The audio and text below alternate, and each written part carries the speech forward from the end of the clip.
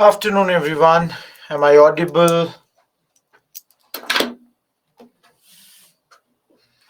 We'll start in a minute.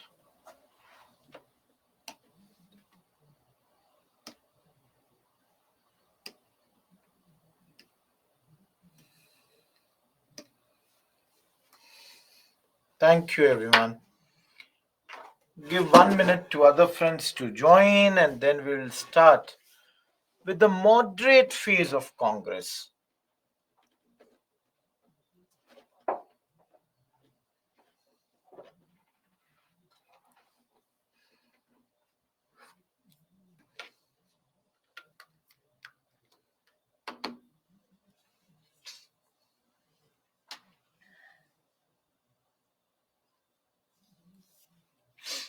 Any question in the meantime, anyone has, you can ask me.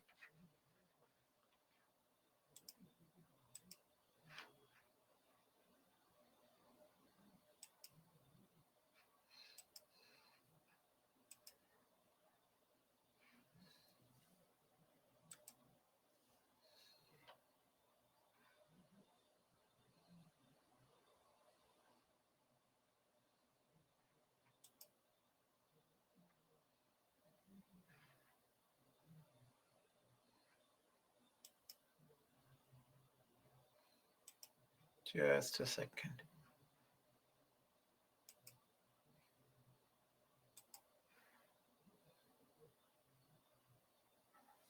Okay. Let us begin with the second session of the day. And as you can see here, Mani, you know, most of the times in history, there would not be a lot of current affairs. Sometimes that would be there. I would suggest you people to cover the modern history, or for that matter, any area of history which you don't understand. My suggestion to you would be cover them from your magazines, because they cover all those lectures over there. Am I clear?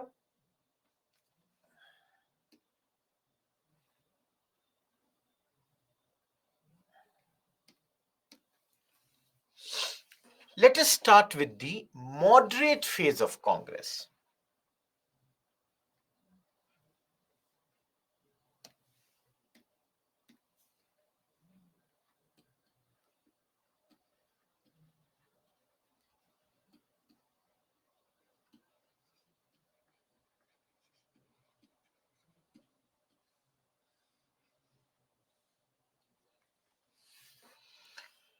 Okay, first of all, can anyone tell me why are we calling them moderate?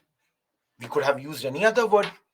Why moderate? Why are we calling them moderate? That's the first thing that we have to understand. Chalati, I'm good. All good this side. Why are we using this particular word, moderate, for them? Yes, Prajwal is correct, because they are not using violence. Niranjan is saying moderate approach. Absolutely. They're partially against the British. Sai Babu is saying middle. All of you are correct. There are three major reasons why we call them moderate. The first is they had a sense of faith in British, sense of justice. Everyone understand? They believed that our association with the Britishers in the long run is going to be helpful for the Indians. They believed that the way the Britishers have done good work in Britain, very soon those type of good work would be done by them in our country also.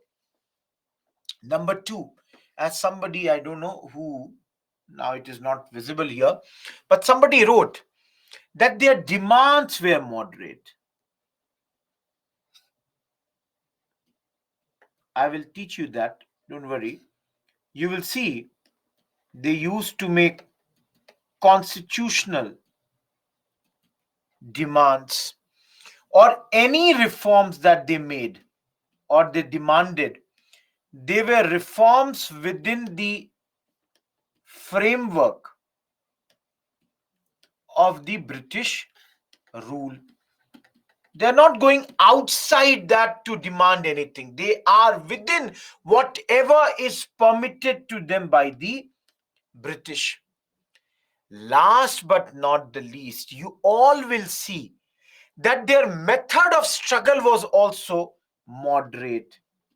So, you all will see their methods of struggle included things like petition, resolutions, etc. We will study this in some time. It would be called the 3P strategy. The 3Ps. Maybe, Nikhil, you can say that thing. Everyone, am I clear why are they being called or why are they being called moderate at this point of time? Anyone, any doubt why are they called moderate with this particular point? Anyone having 3P, Dinesh, we will study.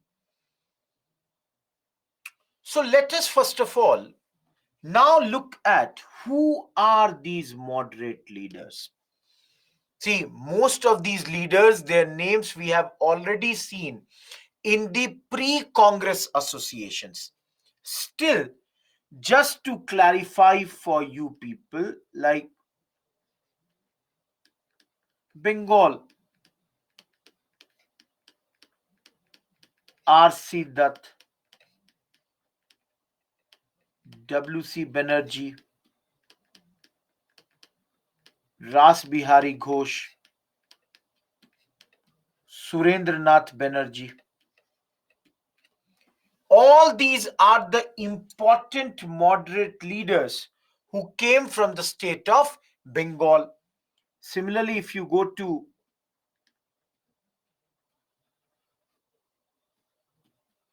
Maharashtra side, Dada Bhai Naroji, Gopal Krishna Gokhale, Firoz Shah Mehta, Mahadev Govind Ranade. Now, we have studied most of these people also. If you all remember, earlier we have talked about them. Similarly, if you come to Madras side, that is those days Tamil Nadu, your Andhra Pradesh, the states of Karnataka. So here you see P. Anand, Challu, Subramaniam, Iyer. And last but not the least, please remember that, okay, please remember that there were outsiders, the Englishmen also who were there at this point of time, and we saw their new names as Hume and Wedderburn. So these are the Englishmen. Most of the times they are liberal Englishmen. See, I'm not saying this is an exhaustive list. If you want, you can add many other names. For example, here only, if I write Shishir Kumar Ghosh, Motilal Ghosh, no problems.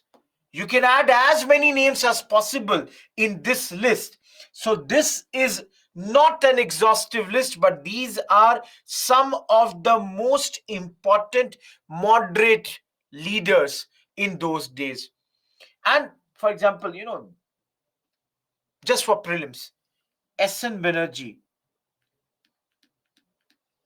after a British politician known as Edmund Burke, was known as the Indian Burke. The Indian Burke he was known as. Everyone, most of them are Western educated, Nikhil. Most of them. most of the leaders that you are seeing here, they are your, you know, uh, leaders who were Western educated, English educated, definitely. Am I clear with this, everyone? See, now I cannot exactly tell you, but if I correctly remember, for example, the first 72 delegates of Congress, you know, they were mainly lawyers, around 39, journalists, around 14, doctor, 1, others, 18. Mostly, this was the number. So you can see the lawyers, they used to be dominating the scene of Congress in those days. They would dominate. I told you, second half of the 19th century, it is this growing middle class which is controlling the political groups.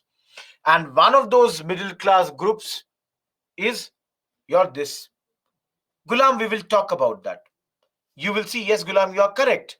They were mostly upper class people. They were mostly upper caste member. Absolutely no doubt. And we will see that thing in some time. Everyone, any doubt till here? See, in the beginning, there most of the times, if you all remember, last week only we studied, Dada Bhai Naroji's book was Poverty and the Un-British Rule of India.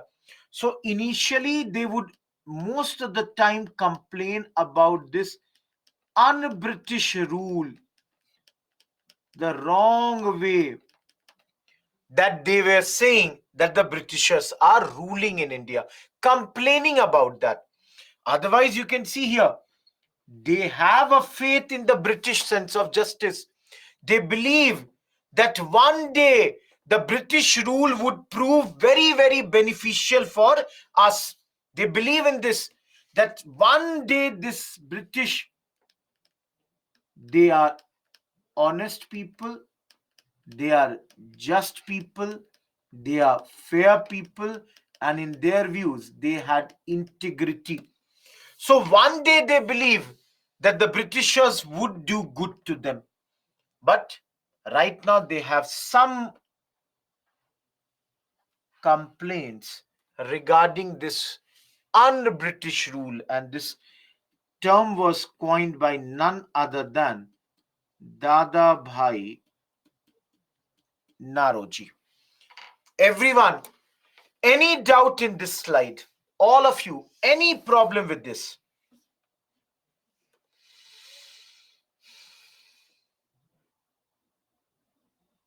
Roshan, I said that they believe that the British are just, fair, honest. One day they would do good things to us.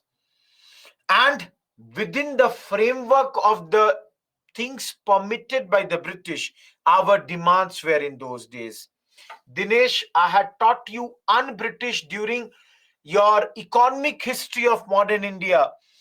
Dada Bhai Naroji is saying the way the Britishers are ruling in India, this is not the way they rule in other places. So this is basically a un-British type of rule that is being done by the Britishers at this point. Am I clear?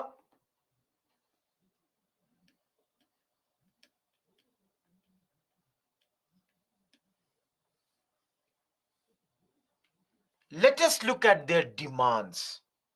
And the demands would be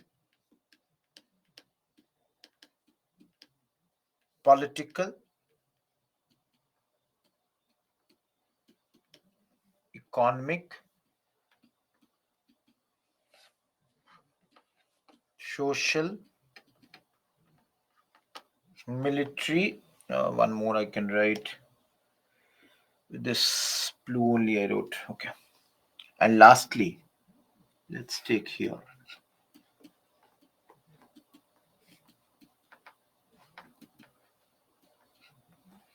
Administrative. Now, I don't know how many of you. Anyone, do you understand what is pestle framework? Anyone who understands what is pestle framework?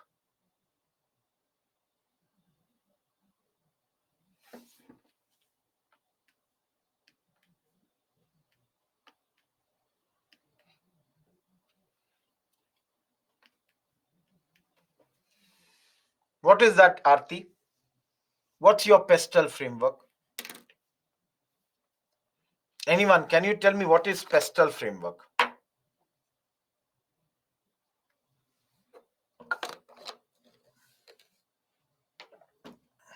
See, a lot of times you would see that people, when they are writing the answers, they would categorize the answer according to political pestle, economic, social, technological, legal.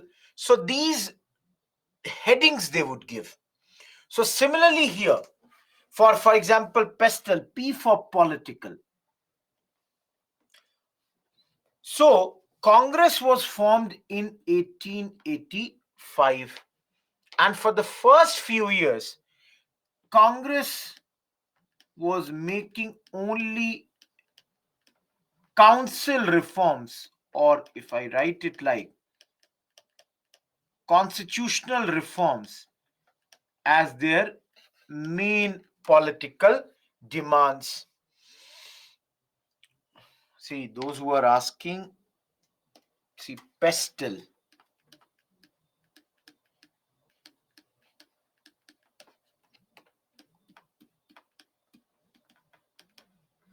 political,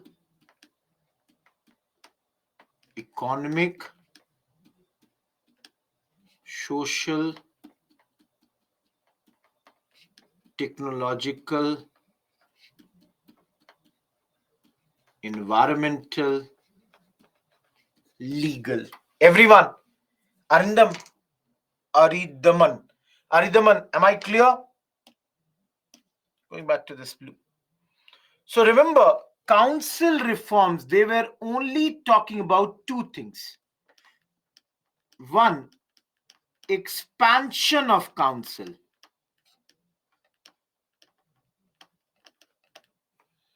And second, reform of council. Everyone understand? What is expansion of council? Expansion of council is nothing, but they are saying, please bring more Indians in the council. And what is reform of the council? They are saying, give more power to the council, give the power to discuss the budget, to vote on the budget. These powers, that is more power to the council, especially with regards to finance. Now, what is council? I will tell you later. Right now, simply understand, just like today you have Lok Sabha, Rajya Sabha at the center. In those days, there was one imperial legislative council. So they are demanding, please have more Indians in this council. Please give more powers to this council. Am I clear with the political demands? All of you. Am I clear with the political demands of Congress in the first few years?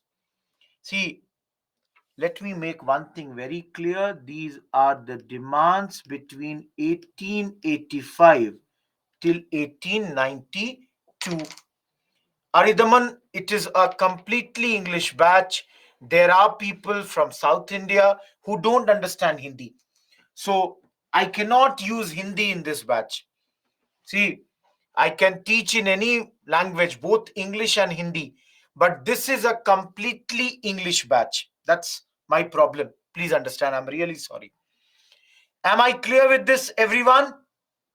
All of you? Let's come to economic demands. Now, I hope you all will understand the first and foremost economic demand will be reduction of taxes. All of you all think, don't you think Congress will make this as the first demand? They will say that you are collecting a lot of revenue. Please reduce this. Second, we have studied last week only. Check drain of wealth. All of you think, don't you think Congress will say you are taking away all the money from India? Please check the drain of wealth. Please don't take out all the money. Third,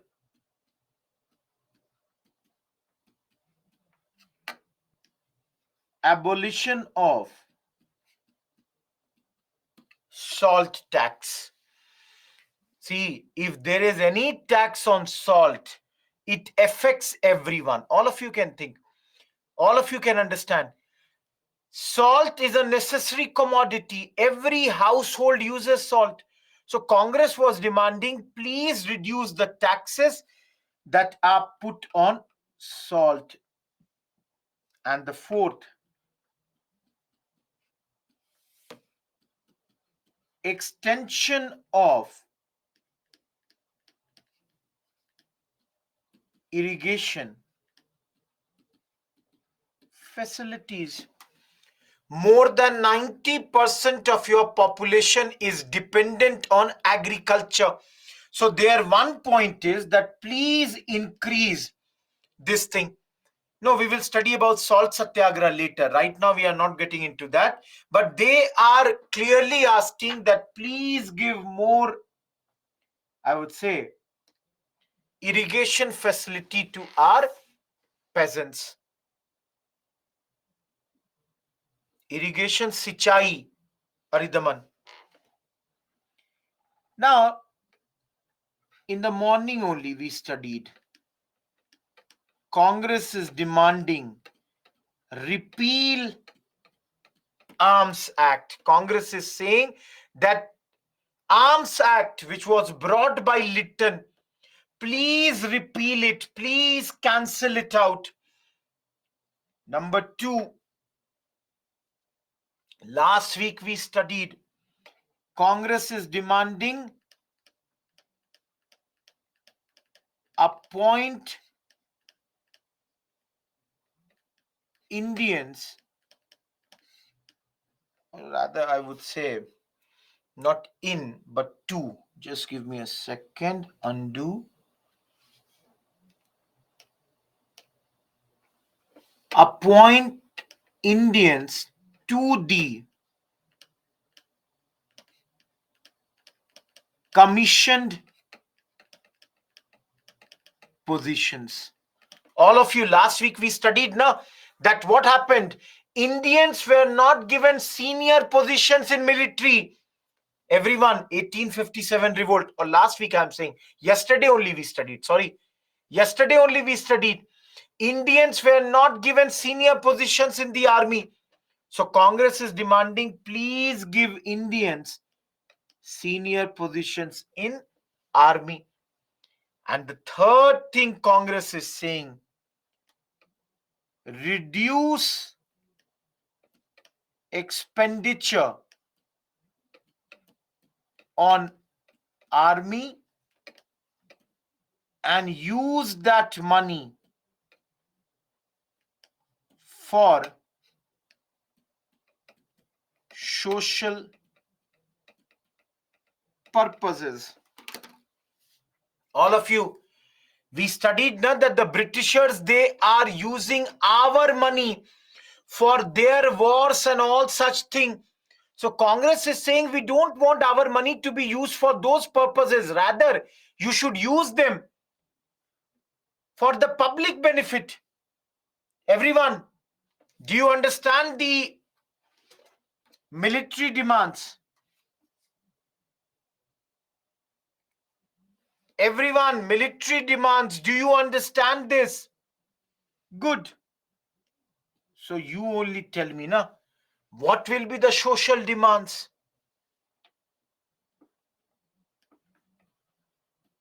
More expenditure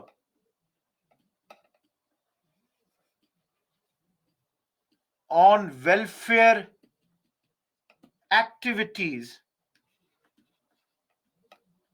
like education, health, sanitation. Open more schools, open more colleges, open more hospitals, do more for the cleanliness. Similarly, improvement in condition of plantation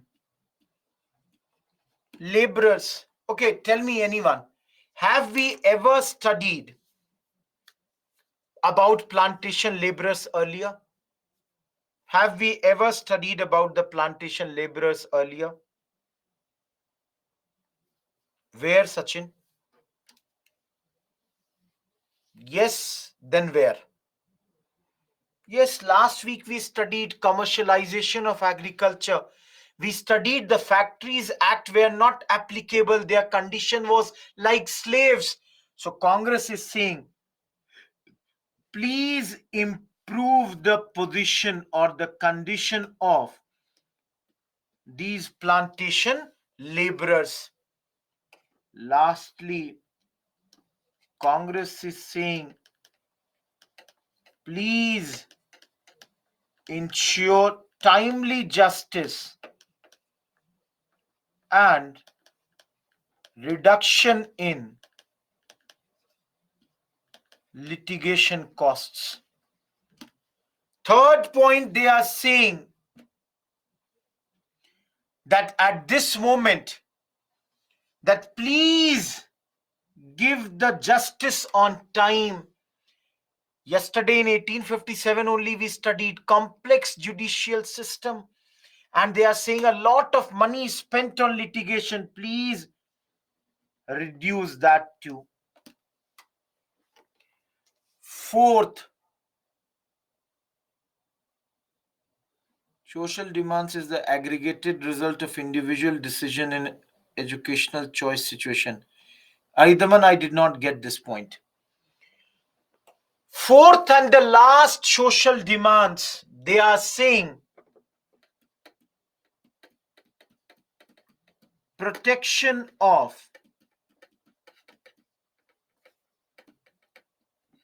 civil rights.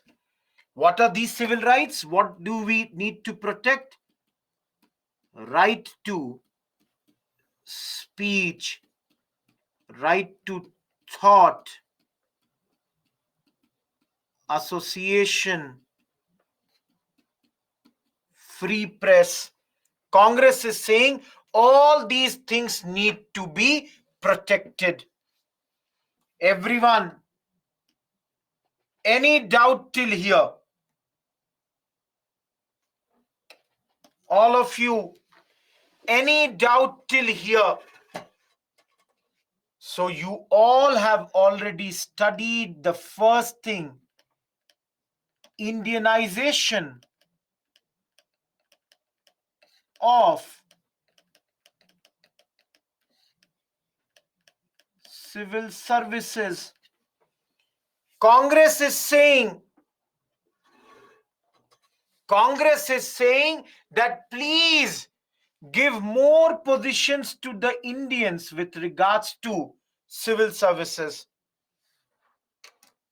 Yes, Nikhil, you can say Congress is basically saying that treat us as the British citizens, not as your slaves. Indianization of civil services, because I told you in those days the senior positions were reserved for the British only. Indians were not given that. We have studied under the civil services topic also. Similarly, separation of judicial from executive functions. That is, those who have the executive functions, they should not carry out the judicial functions. In polity, you study the separation of power. So different branches, their power should be totally separated. Congress criticizes the tyrannical bureaucracy. Congress is criticizing the tyrannical bureaucracy at this point. They are saying that the bureaucrats, babus as they were called in those days, they were tyrannical. They would be very, very oppressive. So Congress basically wants that bureaucracy should be pro people, not anti people. And lastly,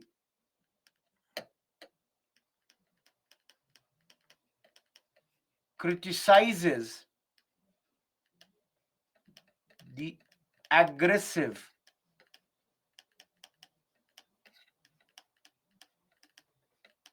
foreign policy. Congress point is, because of your foreign policy, what is happening is our relations with our neighboring countries, like whether it is Afghanistan, whether it is Bhutan, with everyone, our relations are becoming bad. Other than that, the relations becoming bad, the fact is you are spending the money from our pockets. Our treasury is getting empty with every passing day. All of you, is the demand of Congress in those days clear?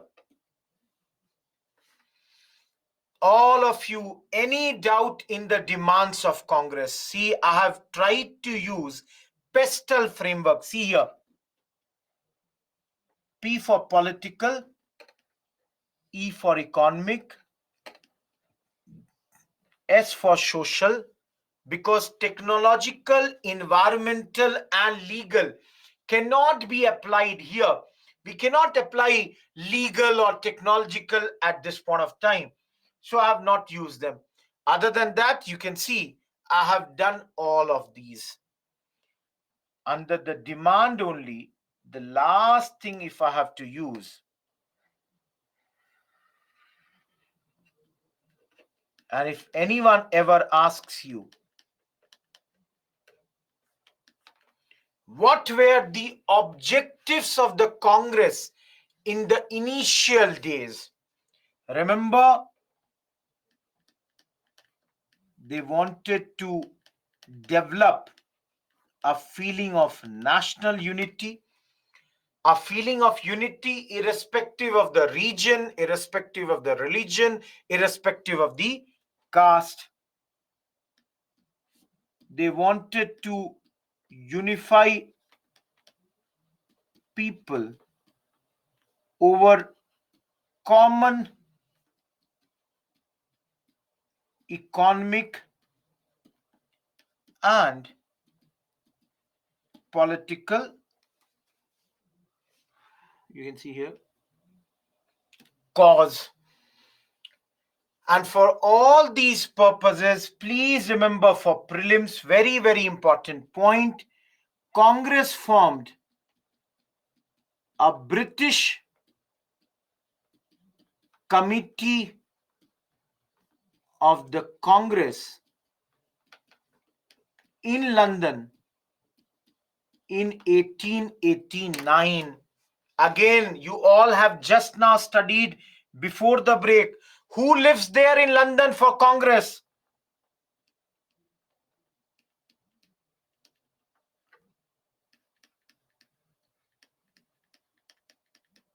Dada Bhai Naroji. Dada Bhai Naroji spent a huge amount of his life at this moment in London canvassing for Congress. My question to you people at this moment, guys, how many sessions of Congress was done abroad? How many sessions of Congress was done outside India? Any one of you? How many sessions of Congress was done outside India? Options are 0, 1, 2, 3. Sudhanshu says 3. Purva says 3. Sneha says 3. Nitin says 2. Simran 3. Rohit says 2. Dinesh says 11.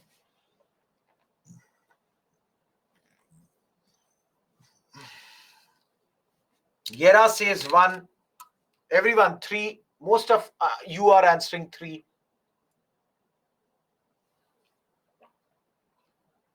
Yuvraj 1. Shilpa 2. Aruna 2.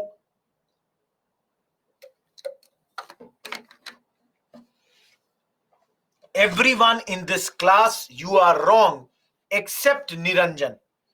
Only Niranjan has given a correct answer, and I'm writing this here.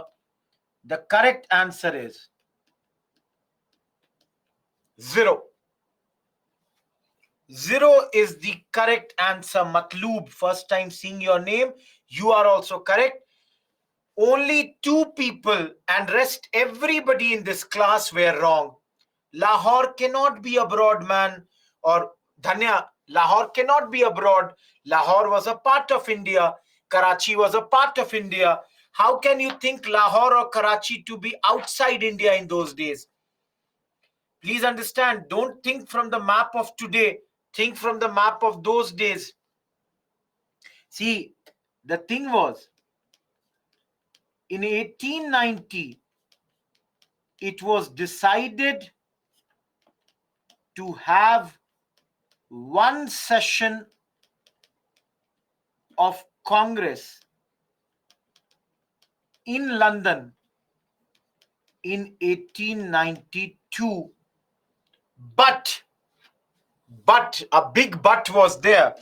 The big but was, but in 1891, there were elections in Britain.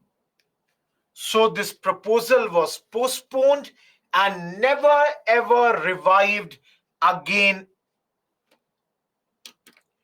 Guys, I hope this whole slide is clear to you. Any point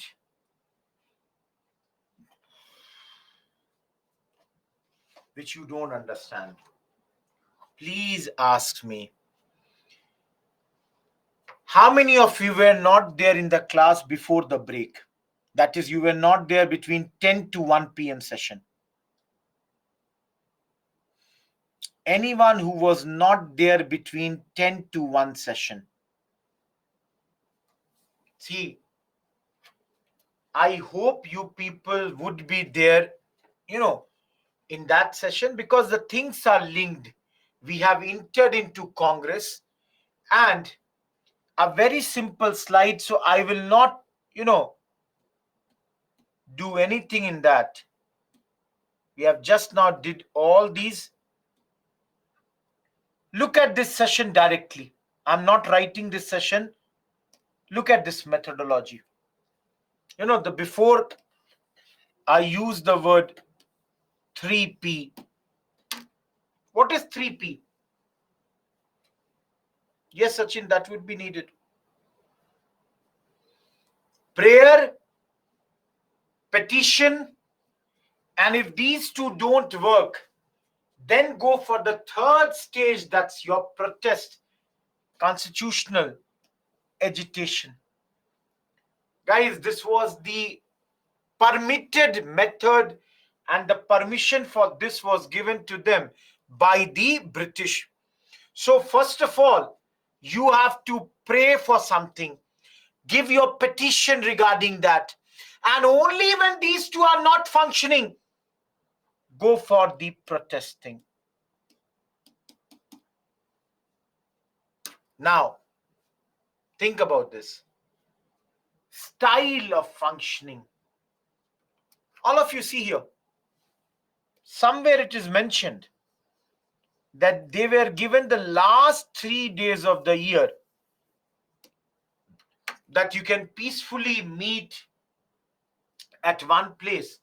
And in the last 3 days, you can meet, discuss your issues and all that.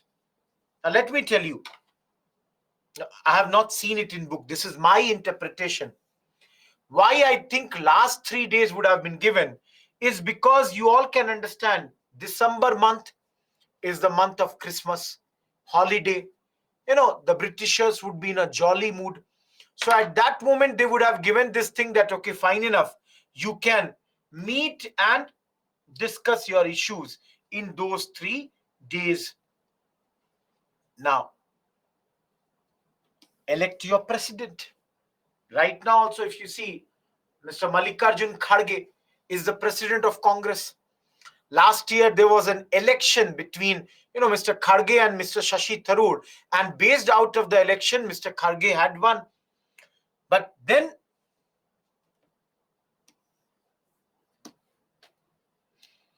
consensus. If there is no consensus, then go for voting.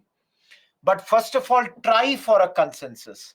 If there is a consensus on the name of any one candidate, great. If not, then do the voting. Now, all of you tell me,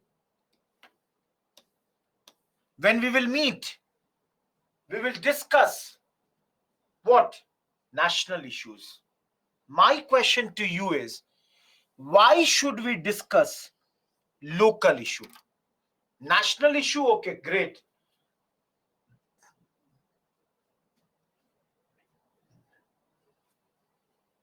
National issue is great. Why local issue?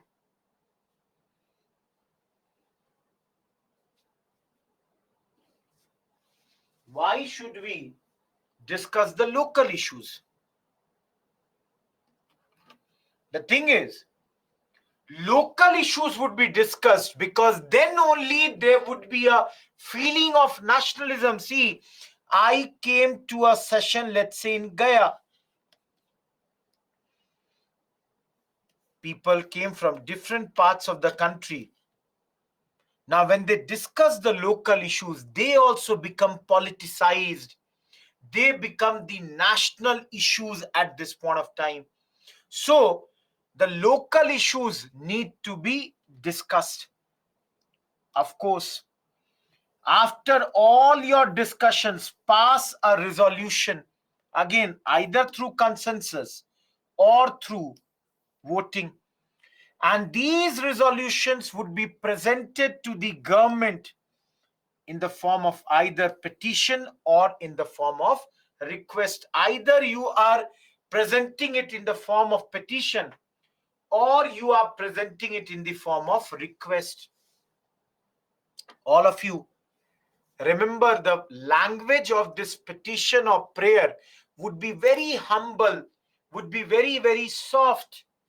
It would be like, my dear respected Viceroy, sir, with your permission.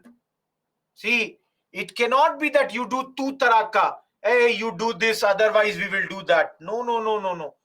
Please keep your language very, very humble, very, very soft. As you all can see, these are the approved and the legal method. These are the methods that's been legally prescribed at this point of time by the government. Legally, they have been, asking for such things. This is legal. You cannot do anything beyond this. All of you, my question to you is very simple. Why did Congress not demand Poon Swaraj, for that matter, even Swaraj at this point of time. The question is, why did Congress not demand? Because you can see here, these things that Congress would be asking. Why is Congress not demanding Swaraj or Poon Swaraj at this point of time? Think about this.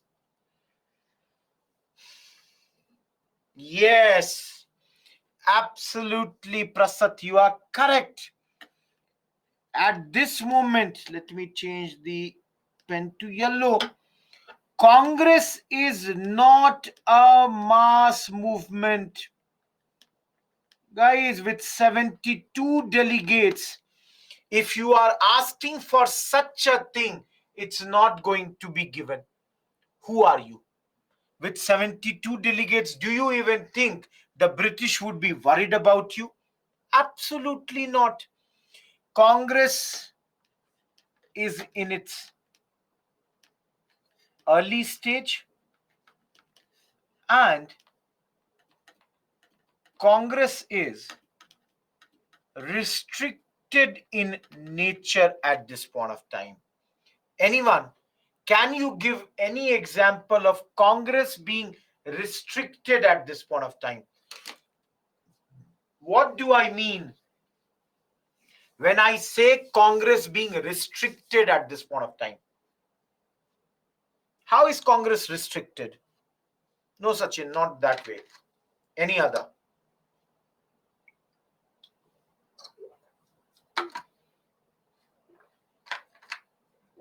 Nikhil, you are correct. All of you, look here. Congress is restricted in urban areas. Do you think Congress has reached rural areas? All of you, keep on telling me whether you get this point or not. Congress is mainly based from men. Do you think Congress at this moment has the support of women? Congress is basically a upper caste party. Do you think Congress has the support of lower caste? Congress is basically a upper class party. Do you think Congress has the support of lower class? All of you, can you see how and why I am saying that Congress is restricted in nature? Guys, upper caste, by that I mean most of the Congress leaders, they belong to either Brahmin or Kshatriyas. So that is the upper caste they are. The lower caste people, they have not joined Congress in big numbers at this moment. See, similarly, most of the Congress leaders in those days, they were basically from upper class. So let's say they were zamindar, lawyer, your doctor, journalist. Guys, by lower class, what I'm saying is, do you think the peasants have joined them? Do you think workers have joined them? Everyone, can you see the restrictiveness of Congress? All of you, can you see the way Congress is restricted at this point of time? Others think women have not joined in big numbers at this moment. There are very few Congress women, and we will take one name, otherwise mostly they are not here. Everyone, am I clear with this when I say restricted in nature? What do I mean? I will just rub one thing. Give me 1 second. I will write this: Congress not being a Congress was not a mass movement at this point of time.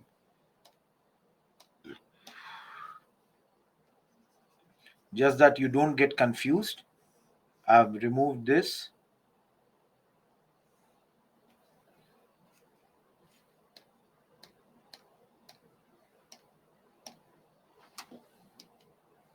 Everyone,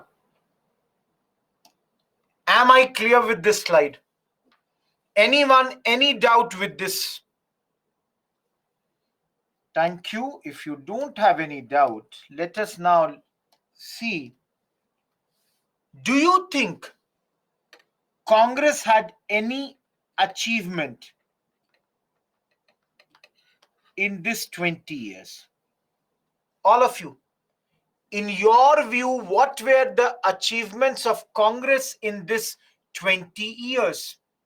Think. In your view, what were the achievements of Congress in these 20 years? What do you think? Anyone, please.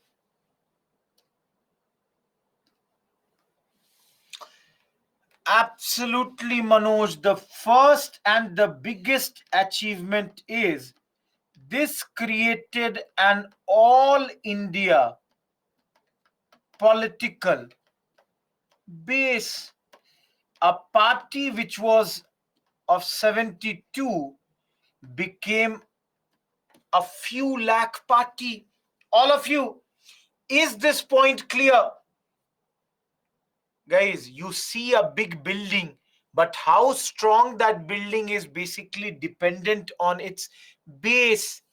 If the base is weak, there is no way the building could be strong. Am I clear? All of you clear hai? Great. Already said their biggest achievement was politicization of local as well as national issues. All of you, Sachin is writing the same point. Don't you think that they politicize this thing? We have not studied it right now, but we will study very soon. The 1892 Indian Council Act came because of them. Everyone, do you agree this? To certain extent, Congress will be given the credit for the Indian Council Act of 1892. Lastly, please remember the next point for prelims. There was a Welby Commission appointed in 1895 to look or inquire into Indian expenditure. Guys, Congress was continuously saying that you people are taking out all the money, drain of wealth. That's why, please remember this for prelims. I'm putting a star here. Congress demands made them appoint a committee. This committee was known as Welby Commission. Their work was to look into where the money is being spent. Whatever money Indians are having, where is that being spent upon? Next point we have already studied in the civil services chapter. Remember 1893 House of Commons, they passed a resolution. What was this resolution?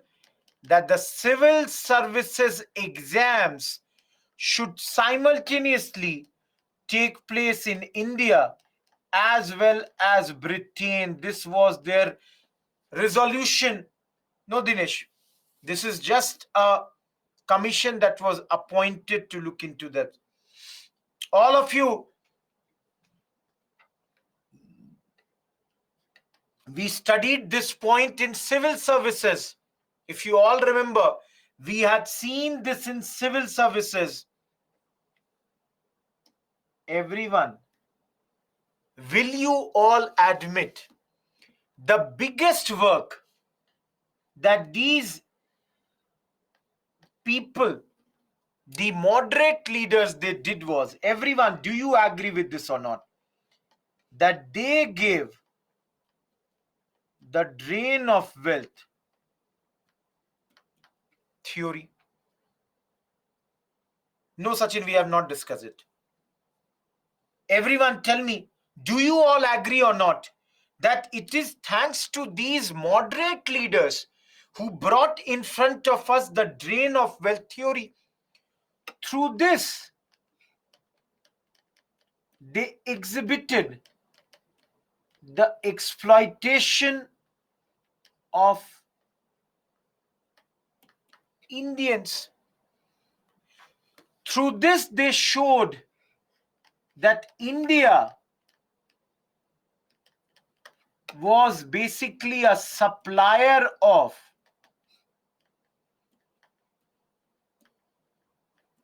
raw material and a market for British manufactured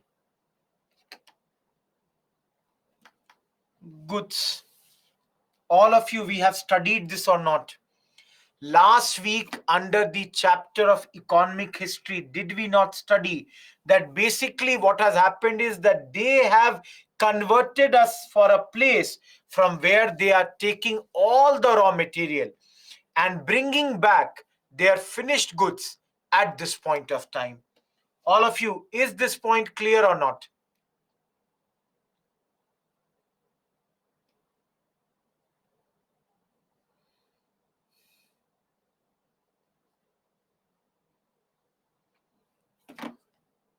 Absolutely clear? Clear, eh? So the last thing every one of you understand, you know, they established the political truth that India must be ruled in the interests of the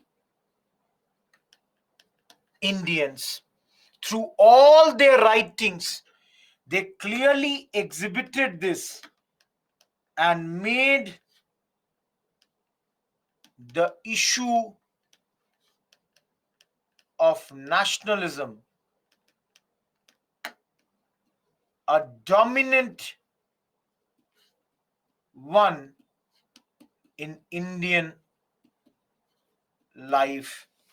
Remember, I'm not saying that the moderates did everything. There would be a lot of things that they did not do at this point of time.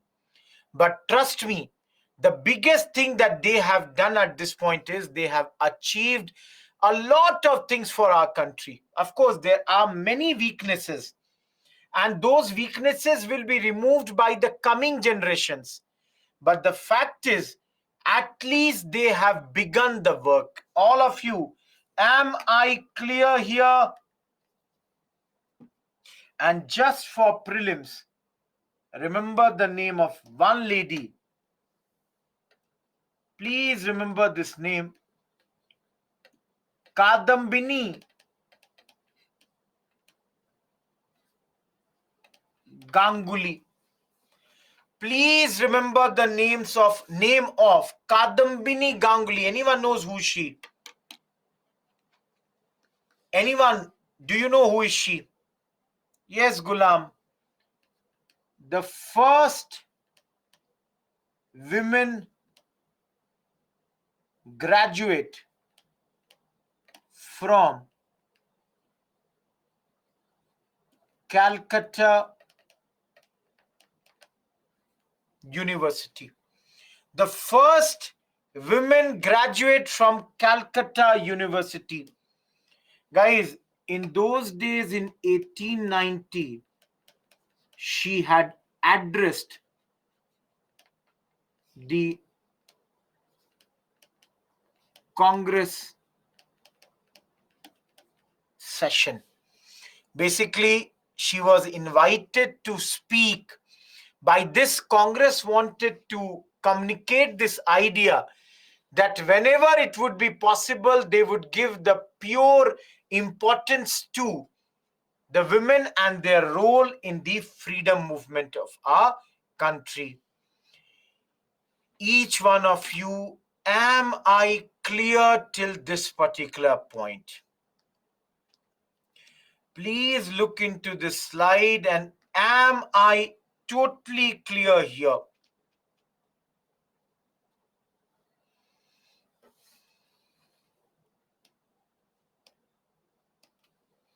So for you people, once again,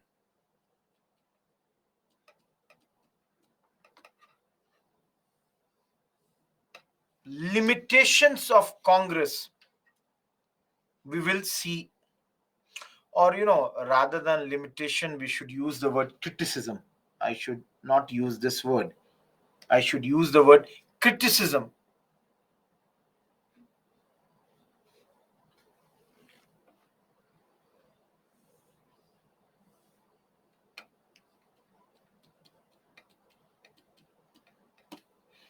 All of you, how would you criticize? Very, very important slide. 2 UPSC questions.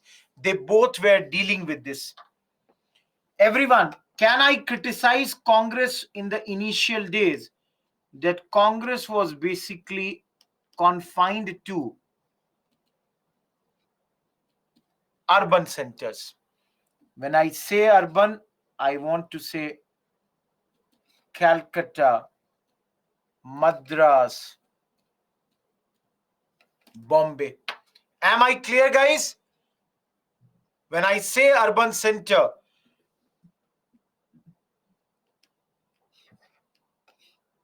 am I clear?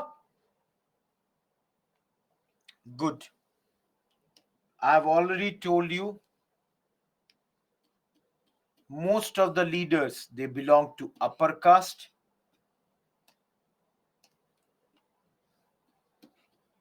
They belong to upper class.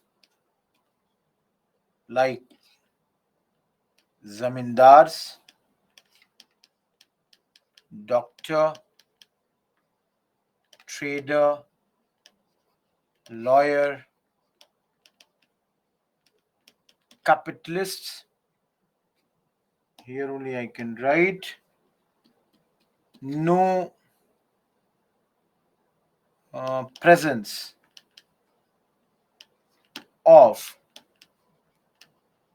peasant or the working class at this point of time. Everyone, any doubt here?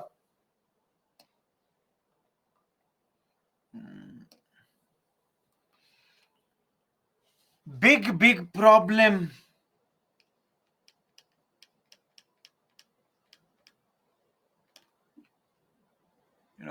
Number of women members is very, very low.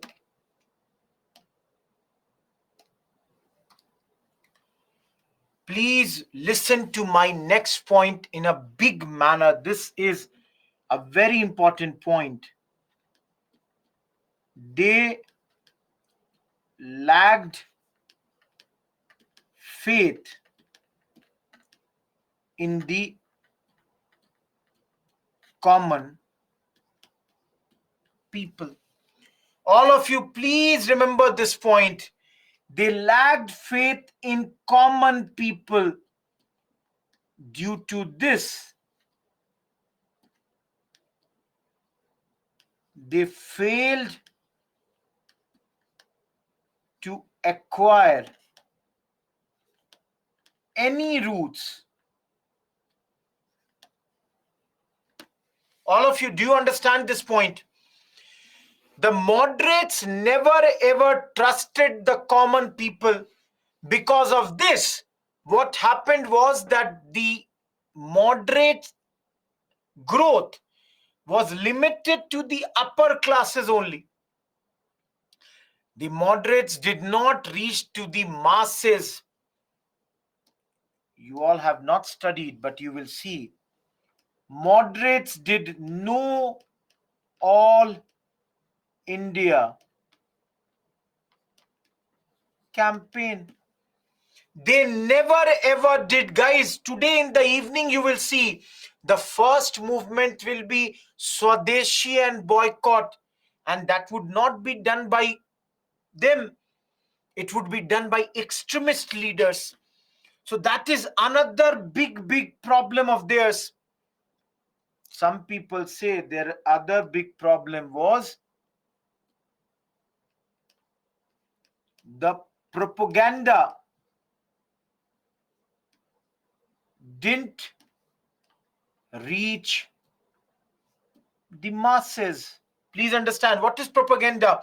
Let's say I'm a great moderate leader. I gave a great speech, but where did I give the speech? Inside the council.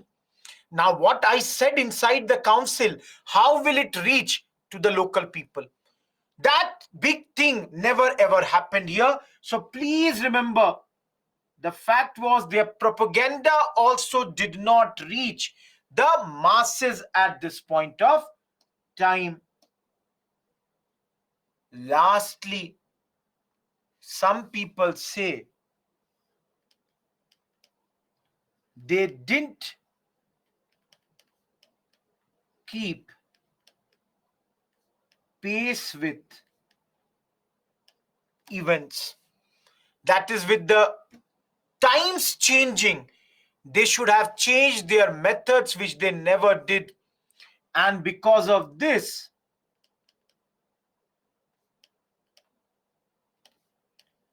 they failed to attract younger generation of population. You all will see, guys, you all will see that the younger lot, the youngsters, they were fan of Tilak. They were not fans of these moderate leaders. The younger generation was attracted towards Lala Lajpat Rai. In the next chapter, we are going to study about the extremists. The younger generation was not attracted towards them at this point. All of you, am I clear? Every one of you, am I clear? Lastly,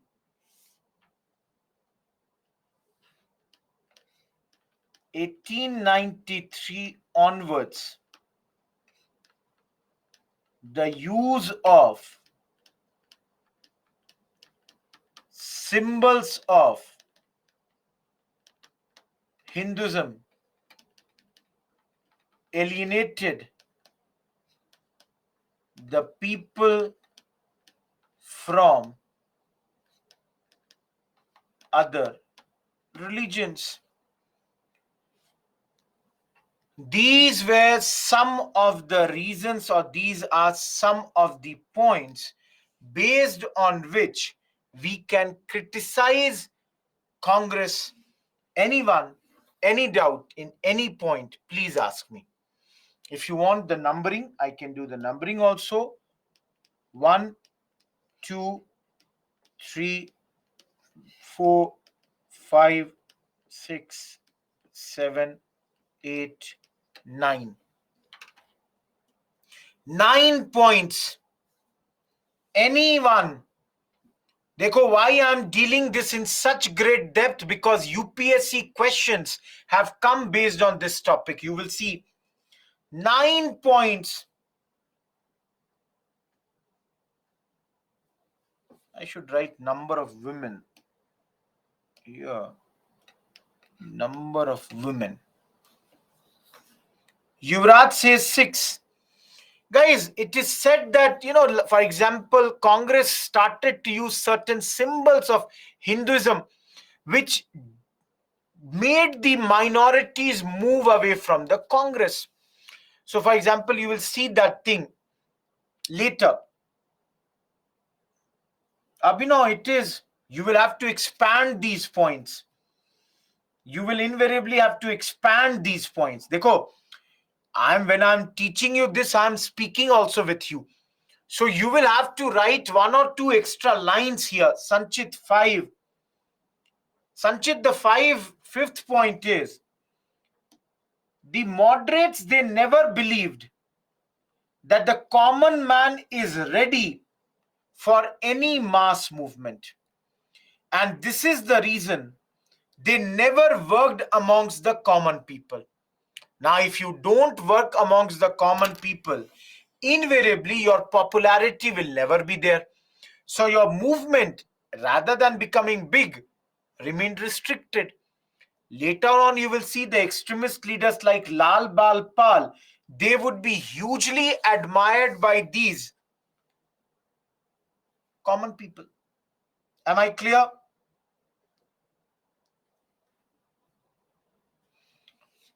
Guys,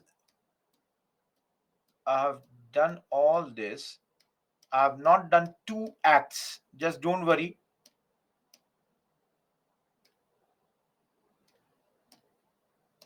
Except the 1861 and 1892. Everything is done. And I am moving now to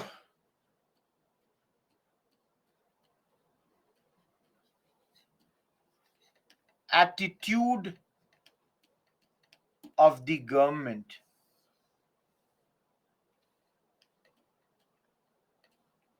towards Congress. Everyone, you all tell me, did we not study that it was Dufferin which allowed the Congress to be formed? All of you tell me, did we study this or not? But then, in some books it is written that the government attitude towards Congress was hostile from the beginning. Some books have mentioned that right from the beginning, the government was hostile towards Congress, despite moderate leaders. Okay, just a second. Despite moderate leaders' emphasis on loyalty towards them. Guys, the question that now I'm asking is, this is a statement. Somebody said that in spite of the fact that the government had facilitated the formation of Congress party, in spite of the fact that government or the moderate leaders said that they were completely faithful towards Congress. The point is, why was Congress or why was government totally hostile towards Congress at this point? In your view, what could be the reason?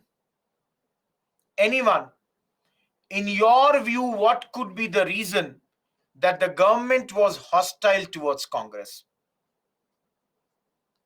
Nikhil says British never trusted Indians. Okay. Anything else? Anyone else? Why is government hostile towards Congress?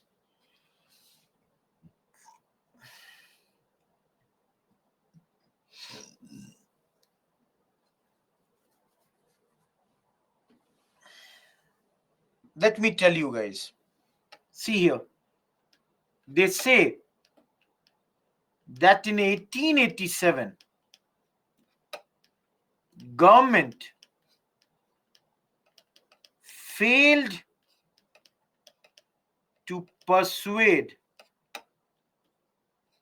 the Congress to confine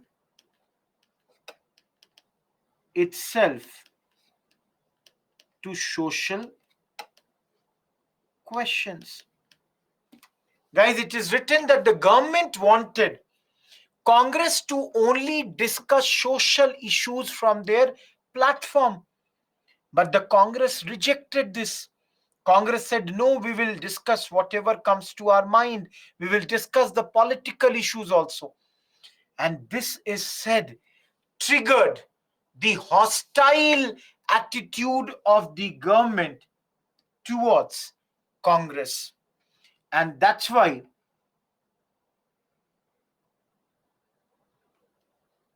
Congress, please look at the words, was called seditious Brahmins by the British. You all can understand why Brahmins only, because most of the top leaders of Congress in those days, they were Brahmins.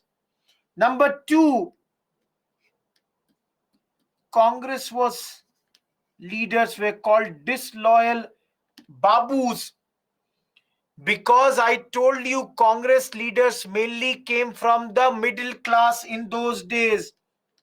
Number third, Congress was called violent villains, that you people are villains. This is the thing.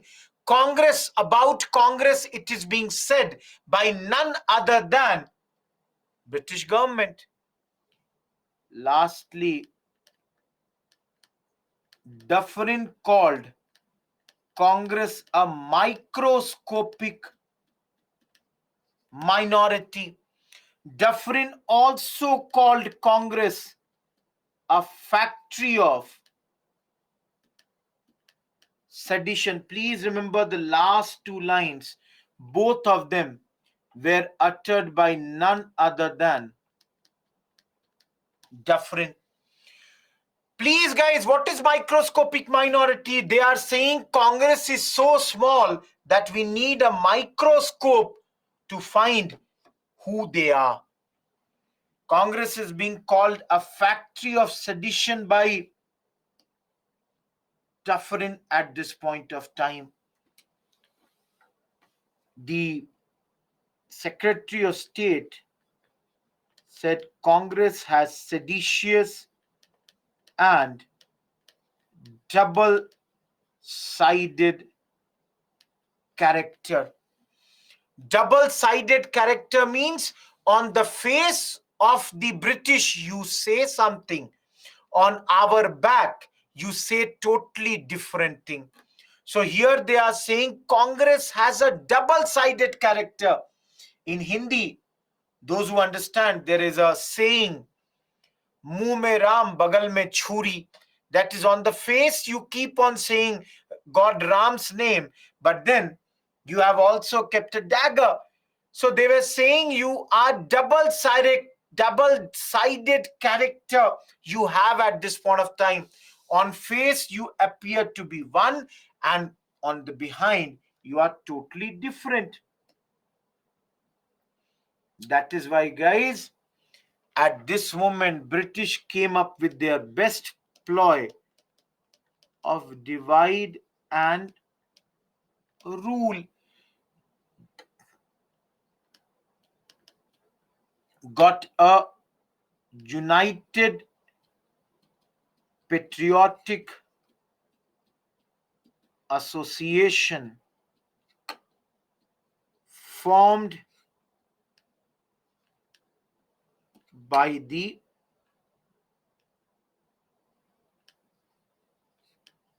Syed Ahmad Khan and Raja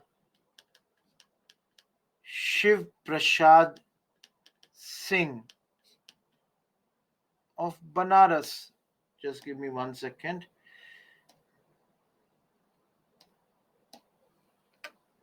The will not be there.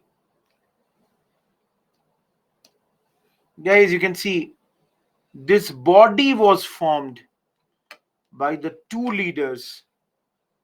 The idea being that the people, should not join Congress, but rather should join United Patriotic Association, which was started by these two people. And in the next chapter, you will study that the government came up with their carrot and stick approach. They would play the moderates versus extremists. Please understand this, we will study in the next chapter, that they will start doing this moderates versus extremists at this point of time, and they would be played against each other. And those who don't see, guys, carrot and sticks, देखो, though I will teach you in the next class, carrot basically means reward. So one hand they will give you reward, and stick means on the other hand they would give you punishment. So carrot and the stick, this was started by them at this point of time.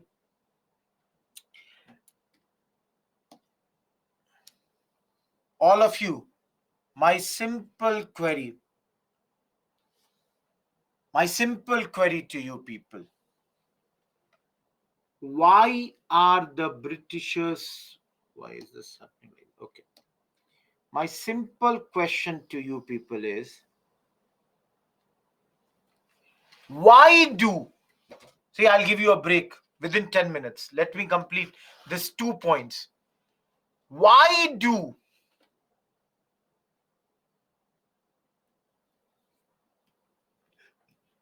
the British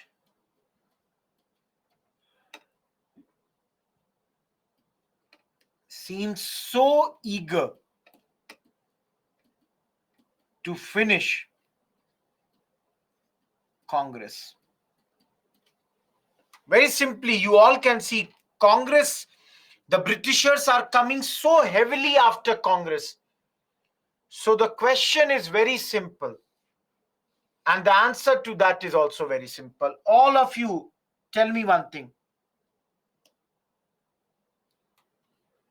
Guys, what did I write? Moderate leaders, they say they are loyal towards them. Them means British. All of you tell me, Gopal Krishna Gokhale was a nationalist leader or not? Dada Bhai Naroji was a nationalist leader or not? Firoz Shah Mehta, Surendranath Banerjee, were they all nationalist or not? Will they work for India or not? All of you tell me. Guys, the first point here was, however, moderates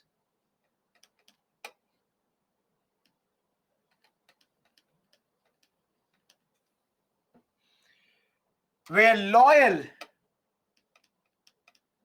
to British, they were at the end a nationalist and propagators of anti-colonial idea as well as politics. All of you think now. Dadabhai Naroji says that long live the queen, but at the same time, did he not write about the drain of wealth? So on the face, they might say that they are loyal to the British. At the end of the day, they were always what? They were always one. In the sense, they were always against the British. They would bring out the wrong policies of the British at this point of time. Number two, please understand, British, they felt that moderate led Congress could be easily finished as it was weak and without a popular base. Guys, moderates, they know right now they are not that popular. With time, they will only become popular. If you want to crush Congress, crush it right now. Later, they will only become bigger and bigger, more powerful. Right now, they are infants. They are in their very early stage. If you crush them now, it would be easier. If you crush them later, it would be tougher. All of you, I'm showing two statements based on these one and second point. You don't have to mug up the statement. Please be very clear. Look at the statements. Everyone, the first statement is this. Read this. The second statement is this. Please read on your own. If you don't understand, write one or two. I will explain that. Read it.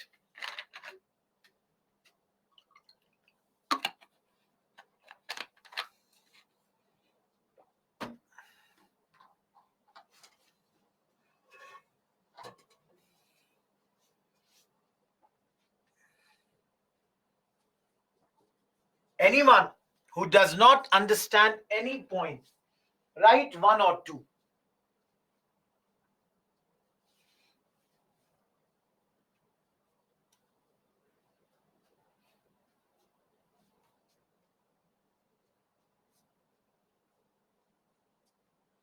Are you able to understand both these points?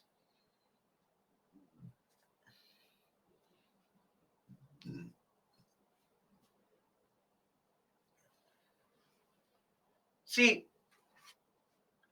only one student has written point number 2. Hamilton is complaining to Naroji that on one hand you say you are a supporter of British rule, but then you do everything which is totally going against that. For example, Dalhousie wrote on the drain of wealth. Now all of you think, if you were a supporter of British rule, Dalhousie is being told by Hamilton that if you were a supporter of the British rule, sincere supporter as you say, you would not have written about drain of wealth, because there you are doing what? You are criticizing our rule. You are denouncing in every way how we are ruling on you, poverty and un-British rule in India. Similarly, Curzon is speaking about Gokhale, that either Gokhale does not see what he's doing, where he's going, or if he sees that, this man is dishonest. You cannot do both. Either you remain our supporter, show that you loyally accept our rule, or you cannot appeal to the spirit of nationality of the Indians. Similarly, guys, you can see second statement, Curzon said, Congress is tottering to its fall. That is, slowly and slowly, Congress is moving towards its end.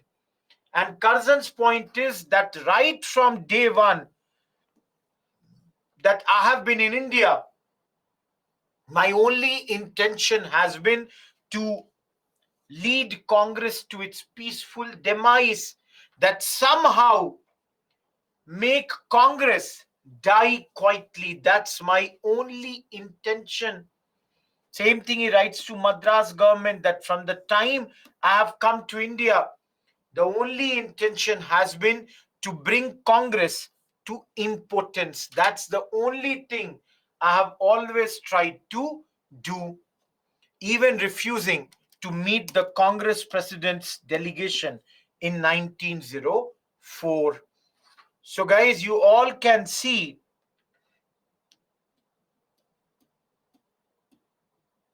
the 2 points which I just now showed to you.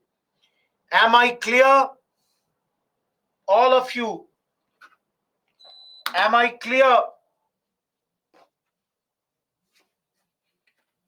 See, only one topic is left, that is GOI Acts of 1861 and GOI Act of 1892. We will do it slightly later. Don't worry about that. We will do it, but slightly later. Before that, we shall enter into the next module that you all can see.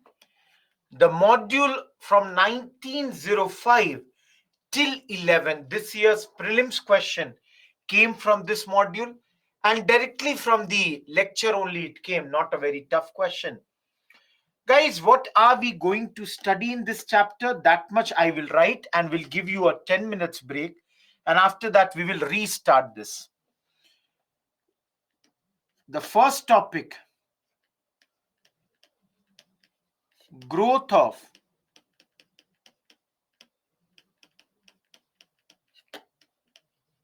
extremist ideology.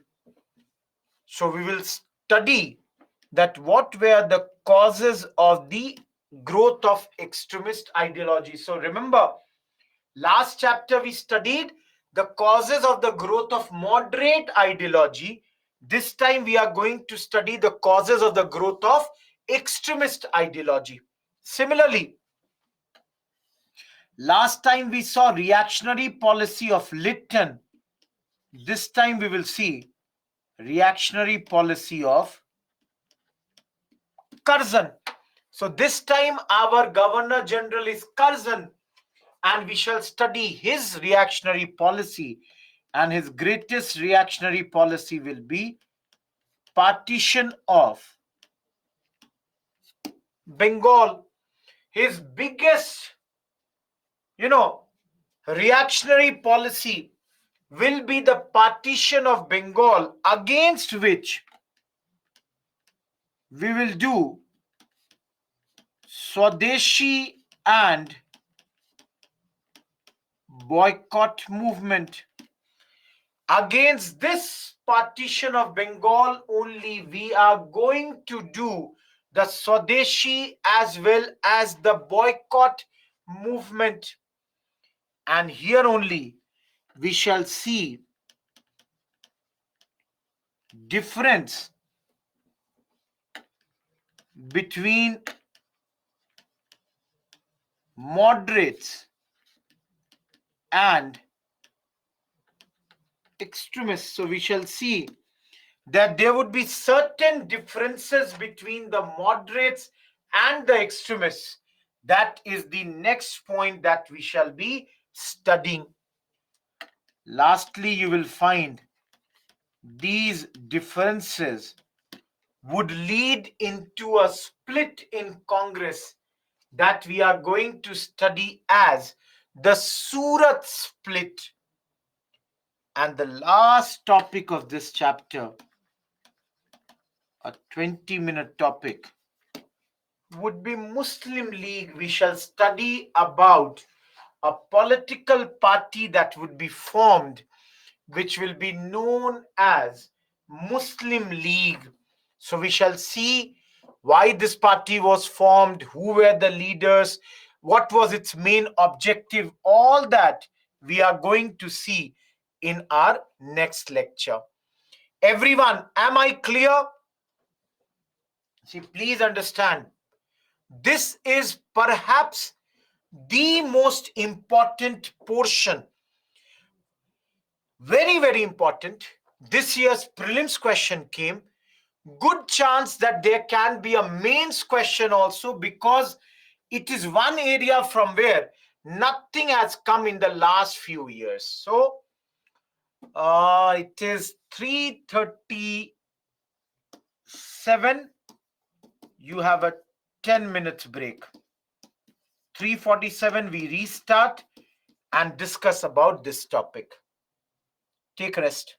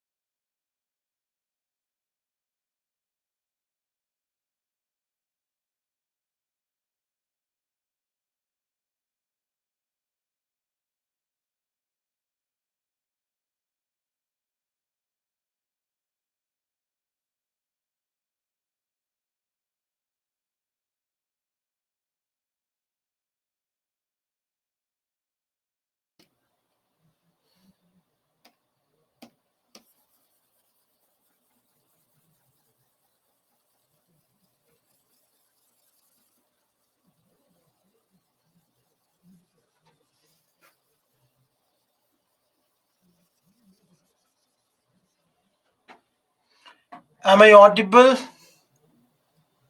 Everyone, am I audible?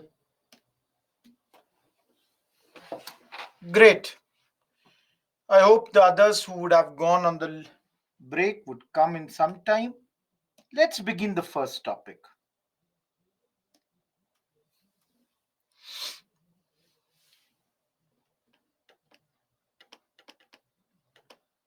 Rise of extremist ideology. So we have to see the causes of the growth of extremist ideology. And please note one word, see here, also known as militant nationalism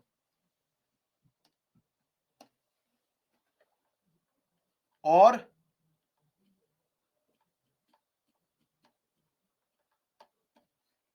militant.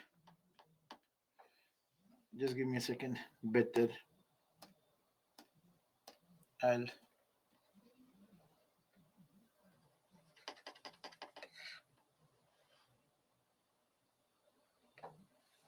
write it. Or militant nationalism.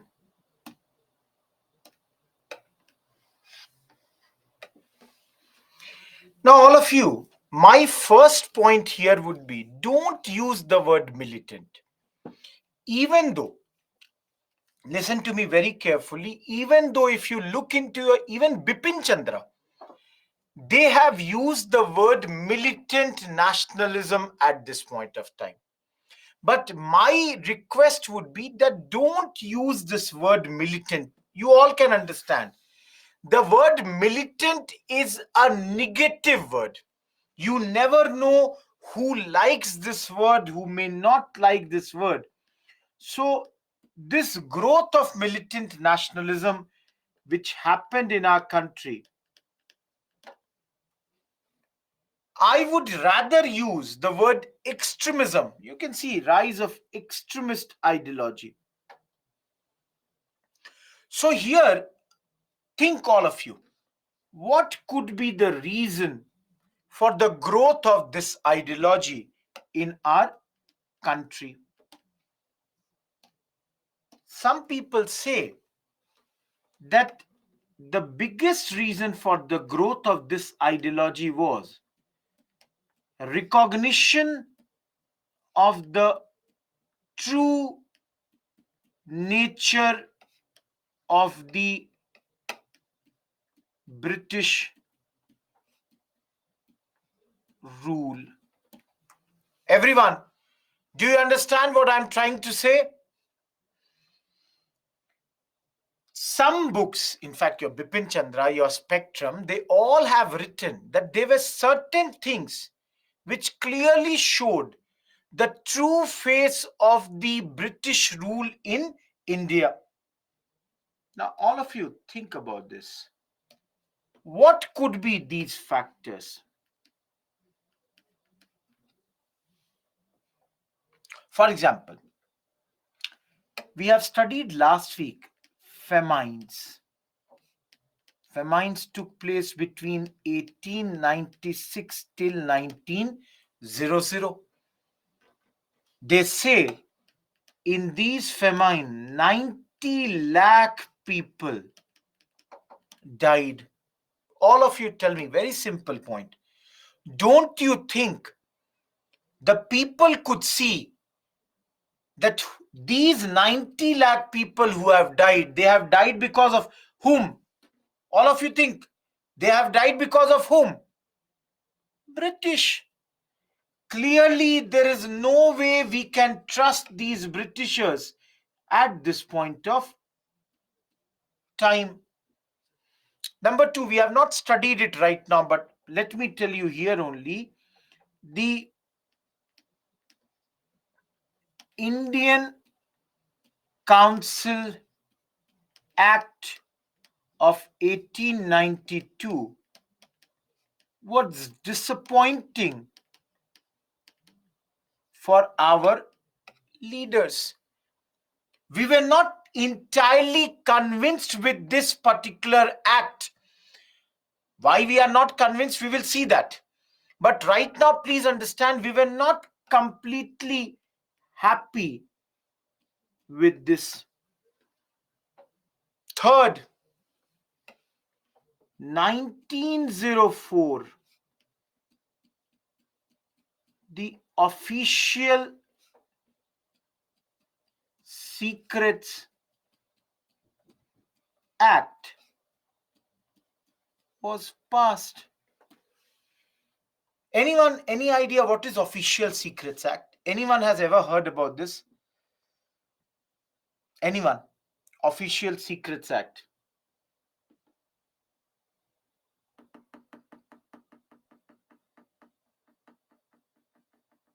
See, in governance, you will study about the Official Secrets Act. Document, location, Nikhil, something more than this would be required. Tomorrow, when you people become officers, you would be privy to many information which should not go out. So there is an Official Secrets Act under the RTI topic in governance. You would be taught this. So this Official Secrets Act was passed basically to curb the press in our country in those days. Number fourth, Calcutta Corporation. The number of Indian members was reduced. Now, here we are continuously demanding that please bring more and more Indians in the administration. On the other hand, they are reducing the number of Indian members. So that was another point. Similarly, and I can write this happened in 1899. Similarly, 1890, I would just use 1 second, eraser. It will not be 1898, it would be 7. 1897. Guys, fifth point we will study next week under revolutionary chapter. Two brothers known as Natu brothers, they were arrested at this point and deported without trial. Guys, no charge was ever made. Nobody was told why were they arrested, why are they being deported. And same year, 1897, Bal Gangadhar Tilak and many other editors of the newspapers, they were sentenced to long-term imprisonment. All of you, my question to you is, do you think that when all this was going on, when all this is going on, do you think for every problem of ours, whom are we going to blame? You all think, if these all are our problems, who is to be blamed for all such issues at this point of time? Of course, British. So that's why it is written the true nature of the British rule. If people are dying, if our powers are being taken away, there is one more point in your book, that there was something called bubonic plague at this point of time. This bubonic plague had happened in Deccan area, And this had led to riots in this area. Last but not the least, all the economic miseries of our people, they were basically, I would say, exposing the exploitative character of British rule. Anyone, can you tell me what is bubonic plague? Anyone here who is from medical science background?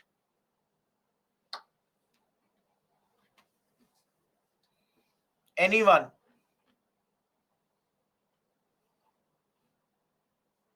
Okay, tell me what is plague. Plague is infection due to rats. Adarsh Singh, absolutely correct. Plague is a disease where the infection is caused by the rats. Now, what is bubonic plague? Of course, it is communicable. Last time when I heard plague coming in a big manner, it was in Surat, mid-90s. Yes, Neha is correct. Bubonic plague is a type of bacterial infection caused by the bacteria.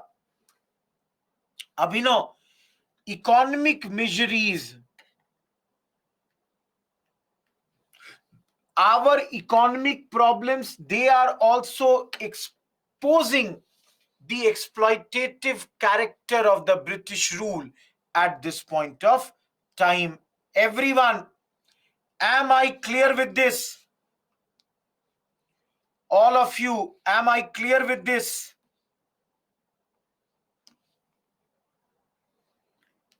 See, point fifth, the Natu brothers, we will see later again. Yes, Nikhil. It was a type of epidemic. Aarti, I told you that our problems, our economic problems, the miseries that we are having at this moment, they clearly showed the true character, exploitative character of the British rule at this point of time. Any other point? All of you. Okay. Let's see the second point. Growth of self-respect and self-confidence. All of you, tell me what can be the point? How are we having a growth of self-respect at this moment? What will you write under this? If this is given, what will you write here? How are we having a growth of self-respect? Yes, Avni, renaissance, rebirth, any other? Any other point? That is, renaissance is there. Any other point?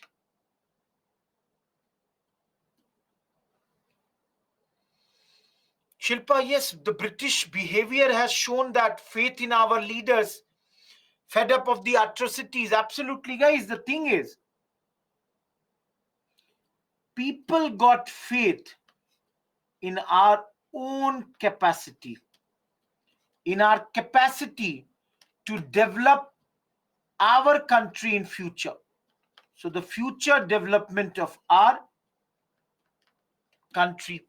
As somebody wrote, who wrote Sneha, leaders like Bal Gangadhar Tilak, similarly leaders like Bipin Chandra Paul, they preached this message.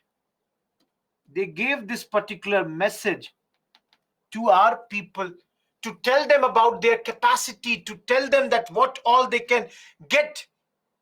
Guys, one big name here is always Swami Vivekanand. I don't know. Go in your Bipin Chandra. Chapter number 11, I think 11 or 12. I'm forgetting that which chapter exactly it is. There is a very beautiful quotation of Swami Vivekananda. He says something, uh, weakness is sin.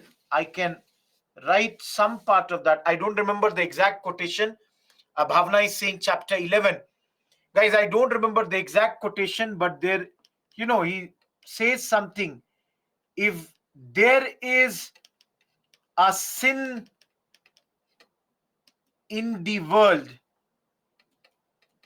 it is weakness. Avoid weakness, as it is akin to death. Something like this. There is a very beautiful quotation of Swami Vivekananda. Guys, don't you think the great men like Swami Vivekananda, they held in the growth of self-respect and self-confidence of our people? Guys, Swami Vivekananda also said strength is goodness, weakness is sin.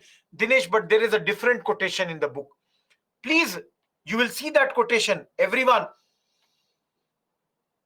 Swami Vivekananda also said that the biggest thing that we have is the masses, the only hope for India. Am I clear, guys? Growth of self-respect and self-confidence. Thanks to great people like Tilak, Vivekanand, Bipin Chandra Paul. Is point number 2 clear?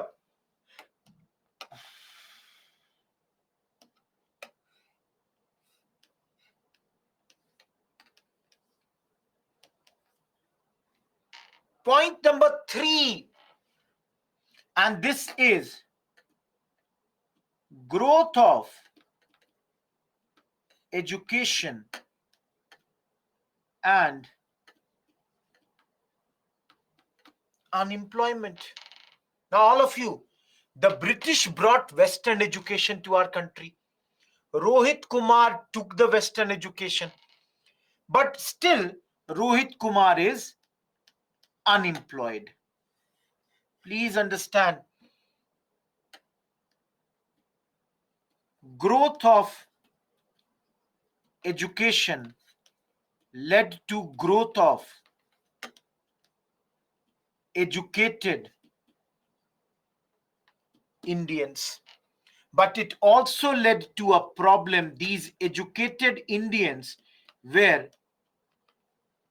unemployed or worked at very low salary. Now, all of you, just giving you one thing. If today anyone is unemployed, whom do you blame for the unemployment? If you think I have done PhD, if you think I have done MSc, if you say I have got this degree, and yet if you don't have the job, you blame on the state government, whether it is central government or the state government, you blame on the government. Similarly, guys, you all think in those days, if you are unemployed, if you are working at a very low salary, don't you think you will critically look at the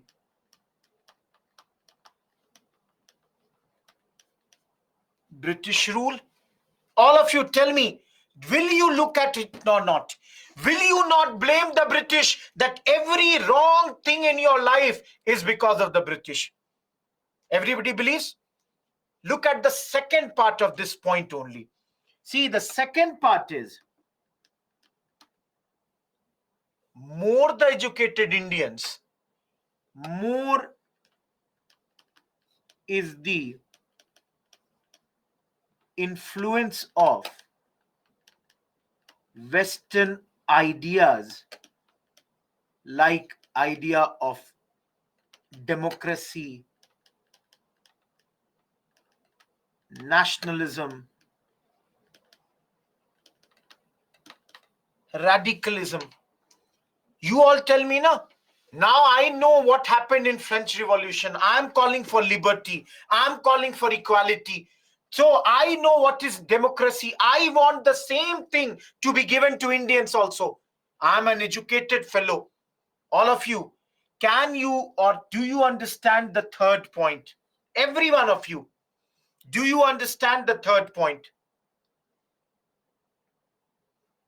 Each and every one of you, any doubt in point number 3? If there is no doubt in point number 3, which pen can I take? Just give me a second. Pink. Okay. If you don't, I'm not saying, guys, at this moment, hardly the 5% of India is literate, but at least some literacy has come now. I'm not saying, Dinesh, that everybody has become literate. Very few people are literate. Next point. Reaction to growing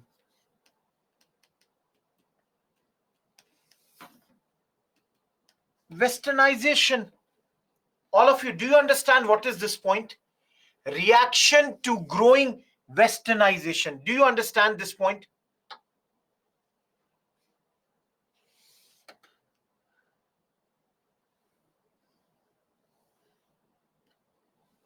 Guys, the new leadership, they feel that we are becoming more and more Western in our idea.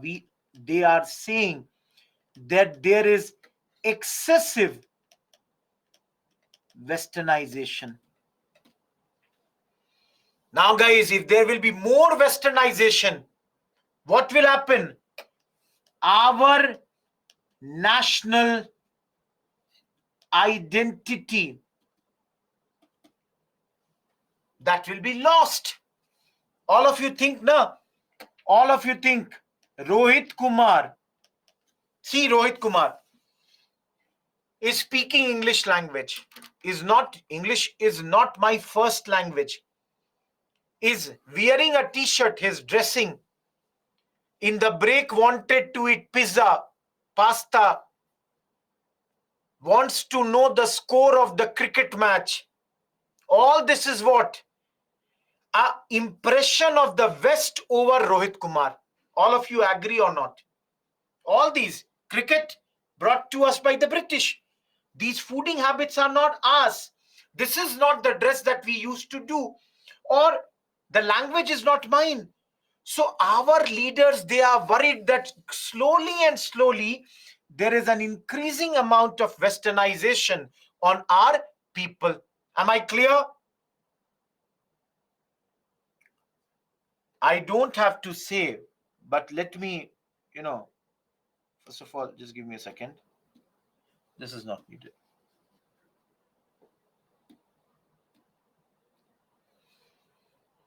Lastly, all of you, I can write, I'll take one more slide. Everyone see here.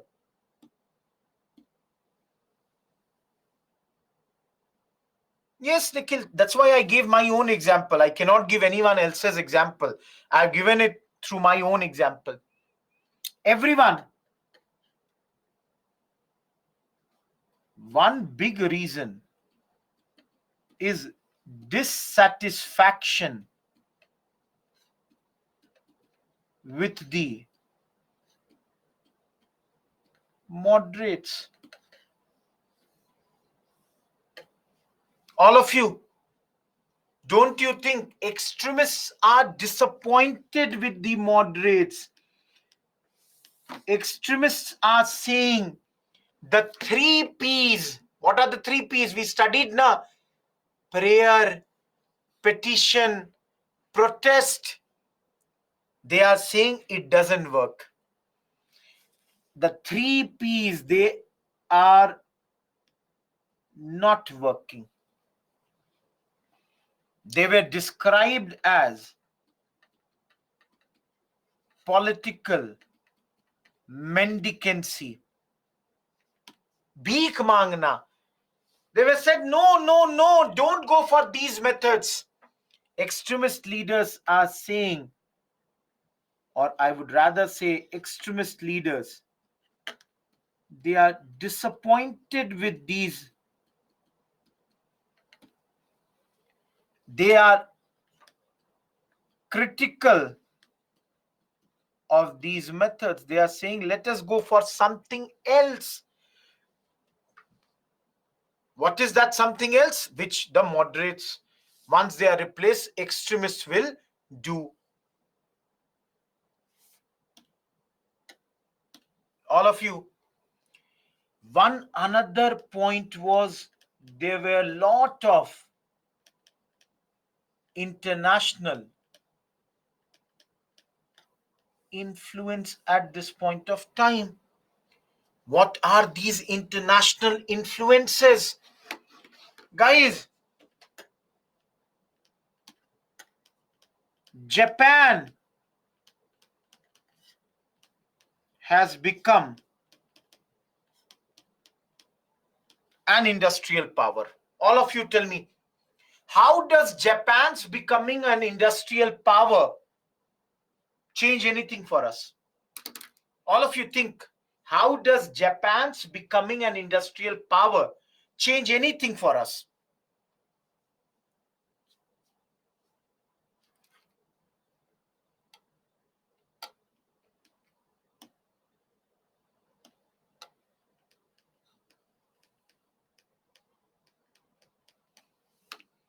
Japan is an Asian country. Please remember, Japan is an Asian country. So this hegemony, this myth that was there that only Europeans can do industrial revolution or something like that, every one of you, it was broken. No, we can also do that. Who says only the Europeans can do it? We can also do. If Japan, an Asian country, can become an industrial power, why not us? All of you, am I clear with this point?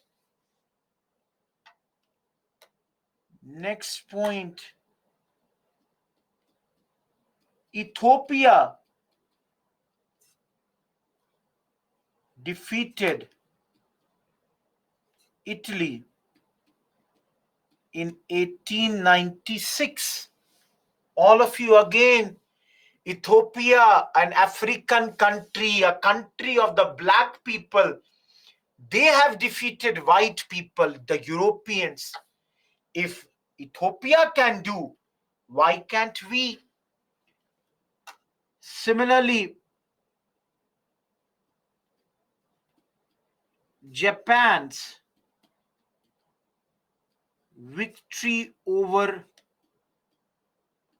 Russia in 1905, all of you understand, Russia is an is a European country. So the defeat of Italy, the defeat of Russia broke the European supremacy myth. All of you, am I clear with this? Bhai, African country can defeat the Europeans. Asian country can defeat the Europeans. Who says that the Europeans are invincible? They can be defeated at this point of time. We will study the Boer Wars later, but right now you can see, even in the Boer Wars, the Europeans faced a lot of reverses. Lastly,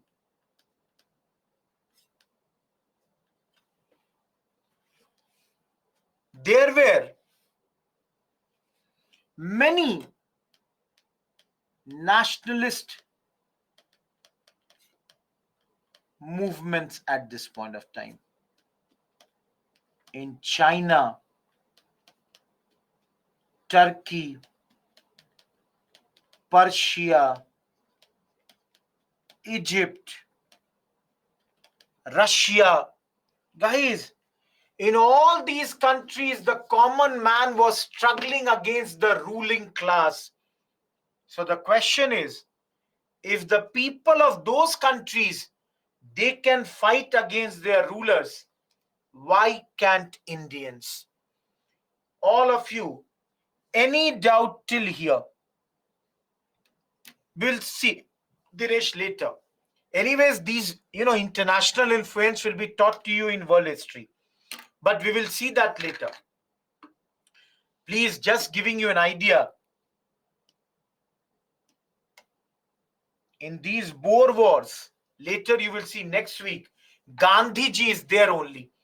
Boer wars were taking place in South Africa. And you will see Gandhiji was there only.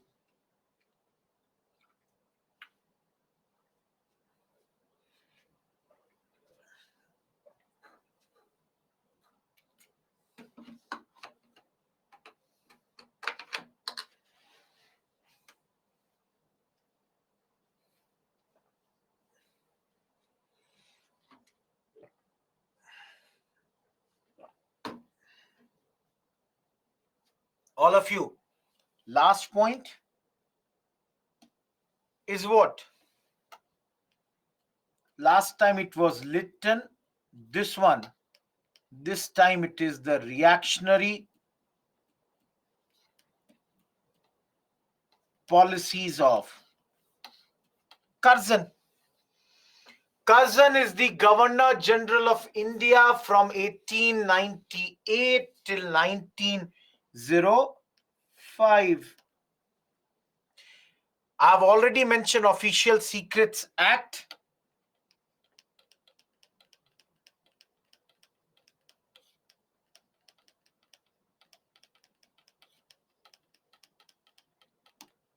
What did this Official Secrets Act do?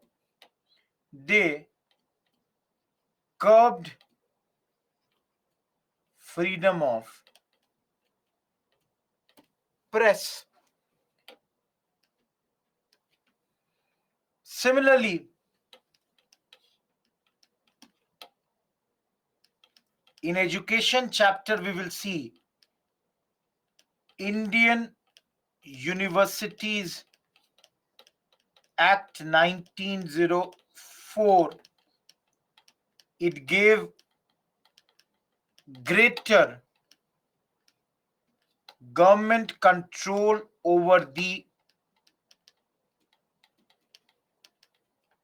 universities.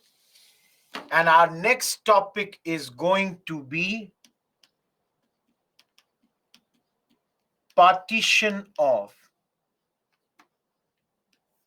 Bengal. Everyone, am I clear here? Each one of you, the last two slides, the reason for the growth of modern extremist ideology in our country. Am I clear with that? If everything is clear, please let us move to partition of Bengal.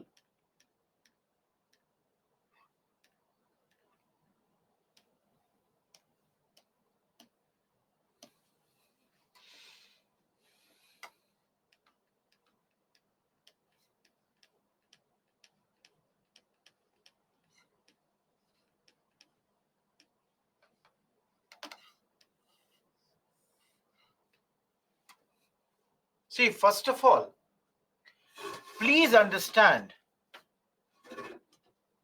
why do the British want to divide Bengal? What is the logic that the Britishers are giving when they are, dividing Bengal? What is their logic at this point of time? Yeah, Sneha, you are correct. But then let us see here. See, first of all, Bengal, if you see here, if you look at Bengal,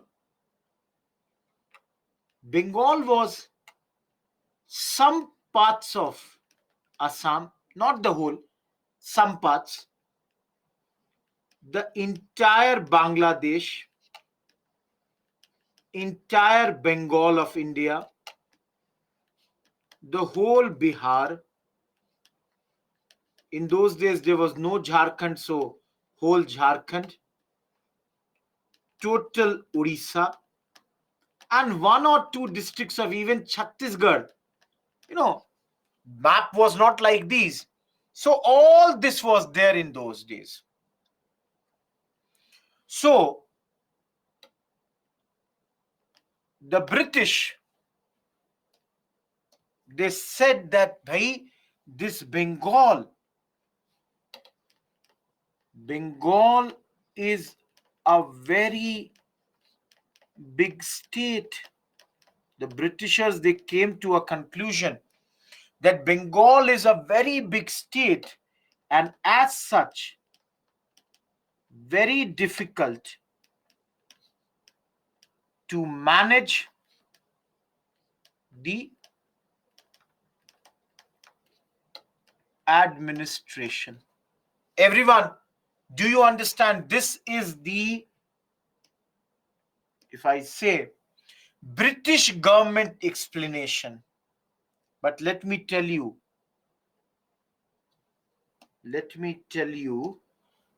the real explanation. This is the official explanation. A real one was Bengal united is power. Bengal divided will pull several different ways.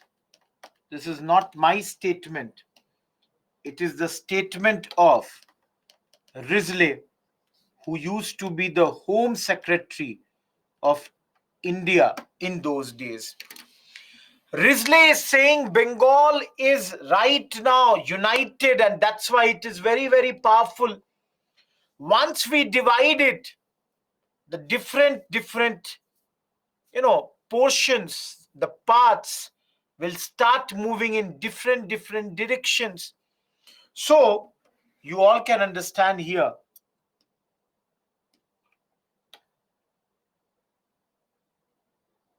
the whole idea Indians understood. Indians said, and I can tell you here, just give me a second. This partition took place on 16th October 1905. This is the date on which the partition took place. Indian leaders, they understood. We asked them three things. See here. We told them that we understand this is nothing but your divide and rule policy. Why divide and rule policy? Because we know Calcutta is the hub of all the nationalistic activities. We know that you are trying to weaken Congress and Calcutta's nationalistic activities at this point of time. So the first thing we said, we understand this is your ploy.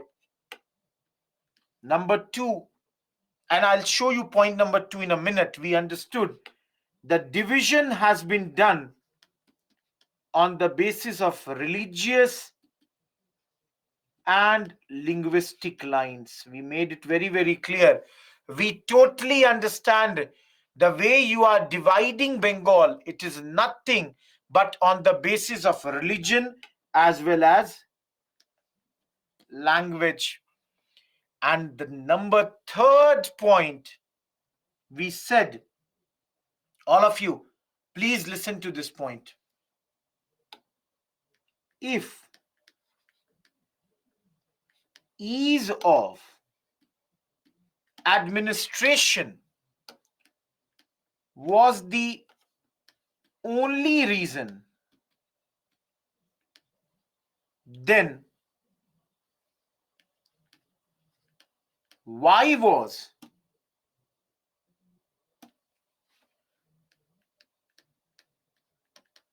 Punjab, Bombay, and Madras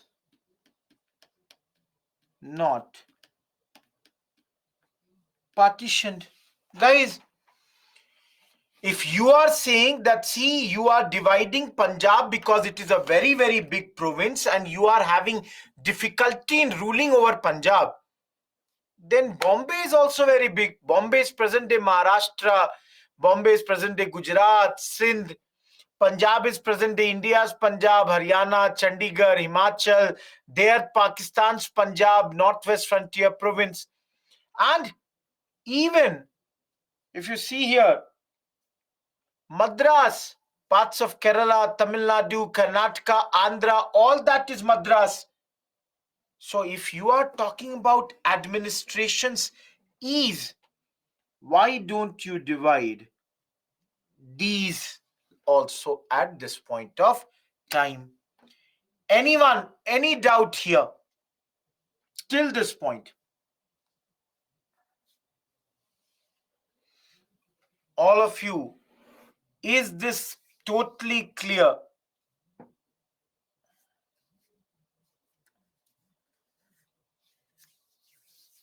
Okay. Now, supposedly, for a second, imagine you were given the job to divide Bengal. How would you have divided it?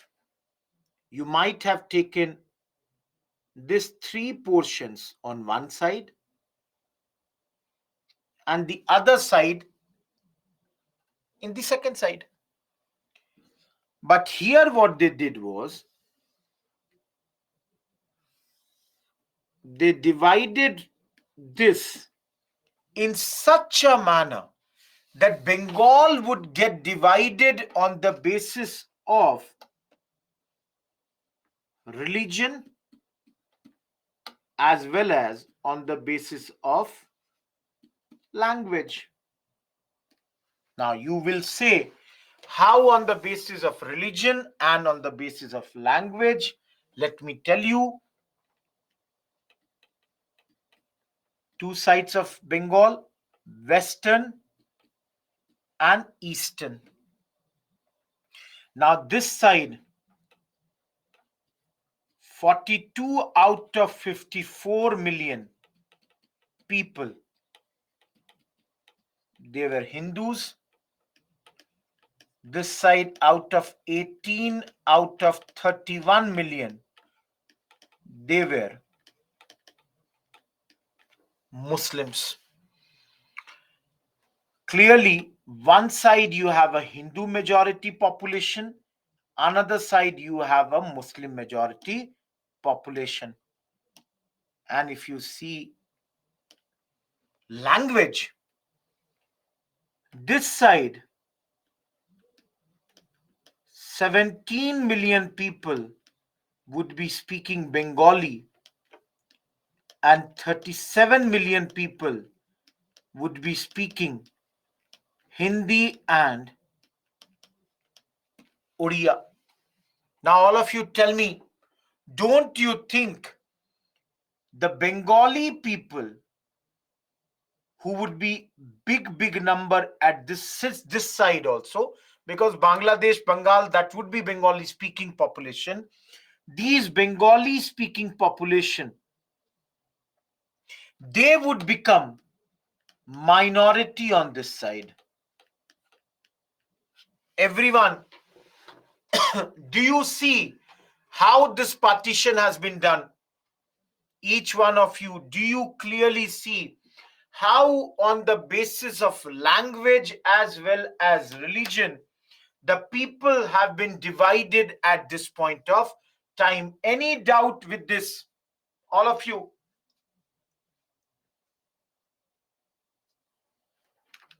If you don't have any doubt, I'm very happy, because think about the effect of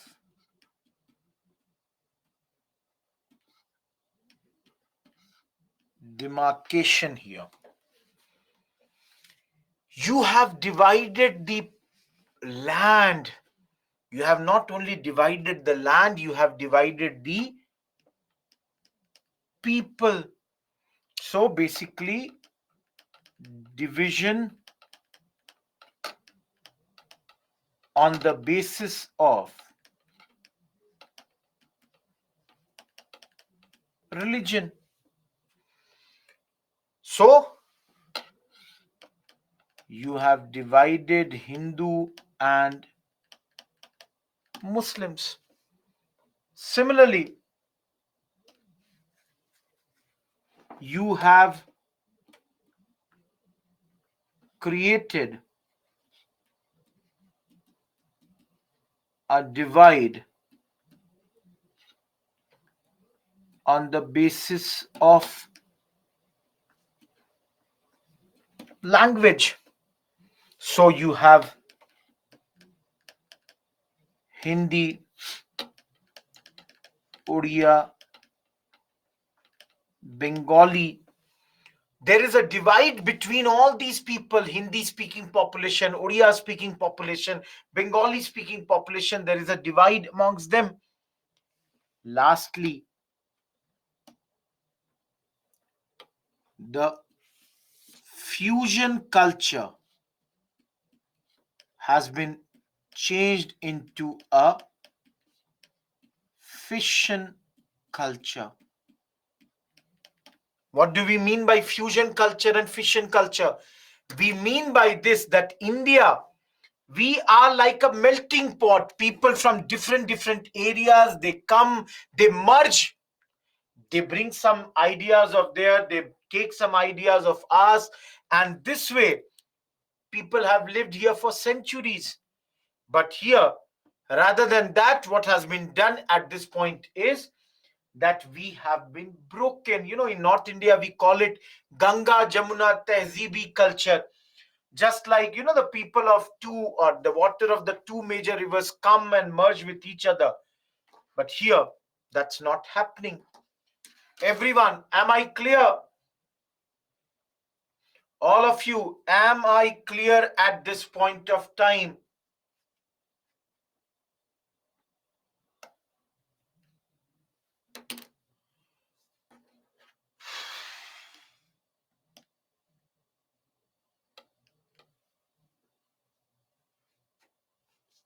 We are basically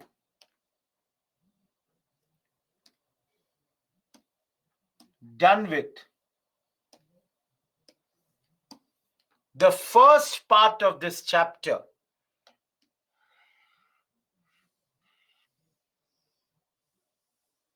This part is complete.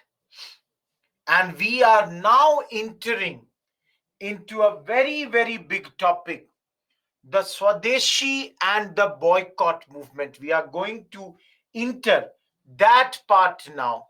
So please, let's see. 126.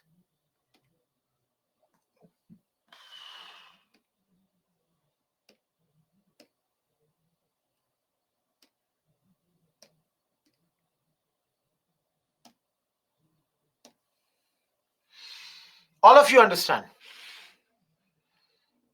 Partition took place on which date?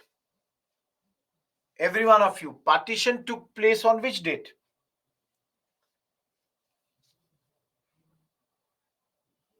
Dinesh, Bengal partition. Why would I talk about any other partition at this point? 16th October 1905. Everybody is saying clearly.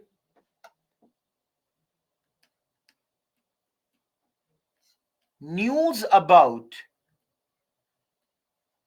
Bengal division was out in December 1903. Please understand. Partition is happening on 16th October. But the preparation for those partition and everything had begun way, way earlier, around December 1903. There was this news that, see, partition of Bengal may happen. That was clearly there, that we are going to do the division of Bengal. Now, as you can understand,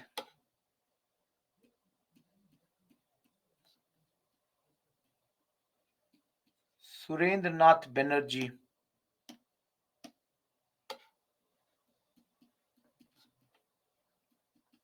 K. Mitra,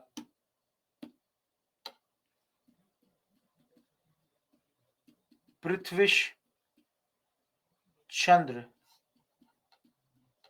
Roy, they became the leaders during 1903 to 05 phase. All of you understand? There is already news that Bengal is going to get divided. So the moderate leaders, they said, specifically the Bengal leaders, like Surendranath Banerjee, K. Mitra was not a moderate, but these leaders, these three leaders, they took up on themselves that, see, we are going to oppose this. Now, all of you, what will be their methods? If they are going to oppose this, their methods were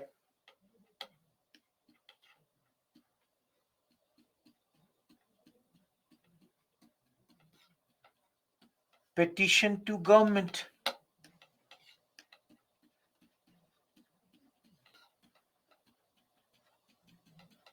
public meetings,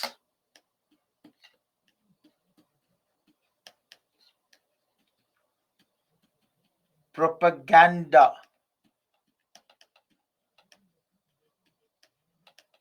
through pamphlets,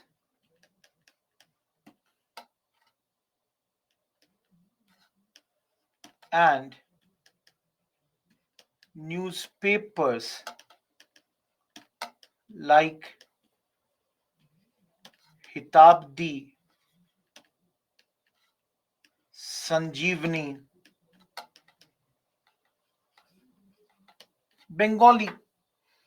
So you all can understand, same old methods of the moderates, they are being utilized at this point of time. They are saying, we shall do all these here, and through this we will create pressure. Now, all of you, through this, the pressure will be on whom?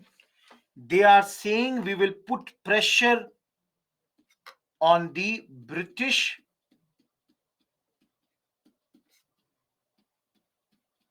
government. How will there be petition of pressure on the British government? They are saying this will be through an educated public opinion in both India as well as England. That is, we would try to convince the people that, see, what is being done to Bengal is totally wrong. Britain will have to hear to its own people that, see, whatever is being done is wrong here. Avni, the name of newspaper, Hitabdi, Sanjeevani, Bengali, these are the various newspapers of those days. Each one of you, is this much clear? Is this much clear to you all?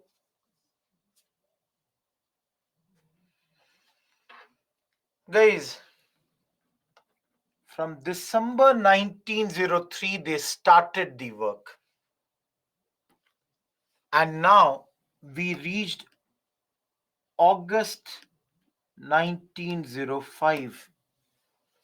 The British government did not accept their demands.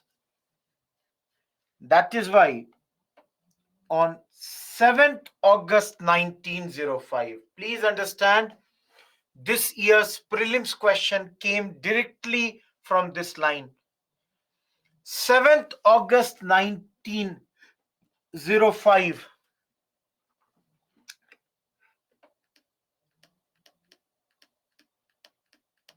a boycott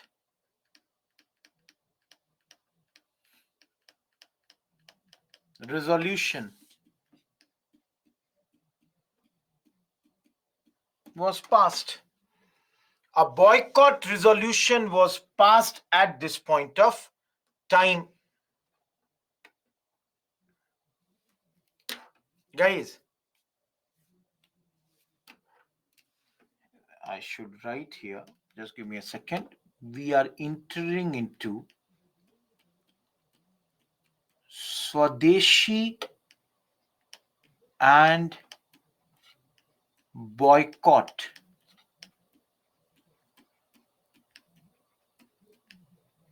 movement. We are entering under the or in the Swadeshi and boycott movement. Listen to me very carefully. Guys, on paper, it may seem that these are two movements, but actually, this is not two. It is one. I will boycott the British goods. For example, let's say textile. But then I will wear something. I will go for Swadeshi. I will boycott the British salt. But I need salt in my food. So I will go for the Indian salt. So remember, this boycott resolution, which was passed, basically, this gave the proclamation of Swadeshi movement. So the moment you are saying boycott the British goods, simultaneously you are also saying that please go for the Swadeshi goods. Everyone, am I clear? This year's question, 7th August is celebrated as which day?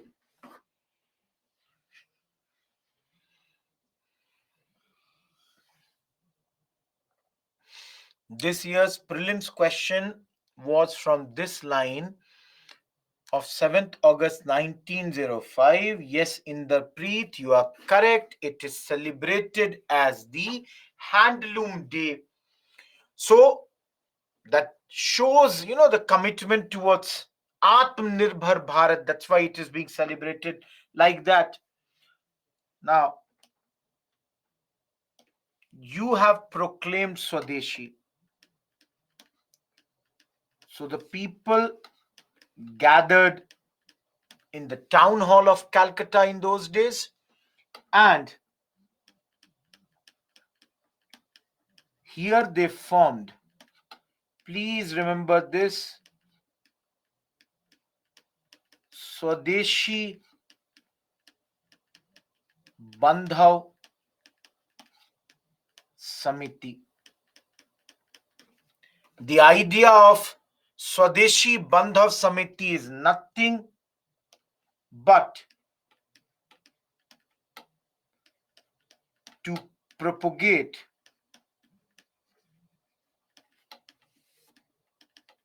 sorry, not British, I'm sorry.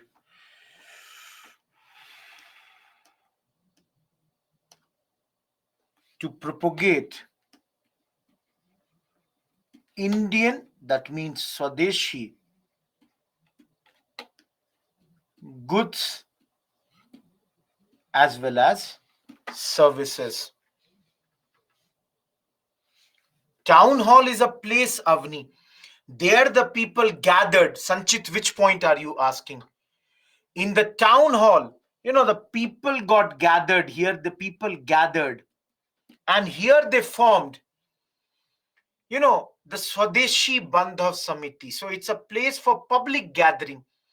And this Samiti is now looking for propagation of Indian goods and services. So let me change the pen color. People have come out on streets to oppose Bengal division. Now, guys, you all think now, if you are propagating Swadeshi goods, don't you think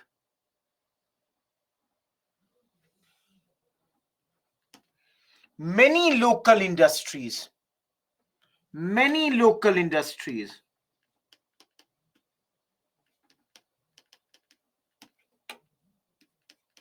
would flourish at this point of time? Which are these local industries? Like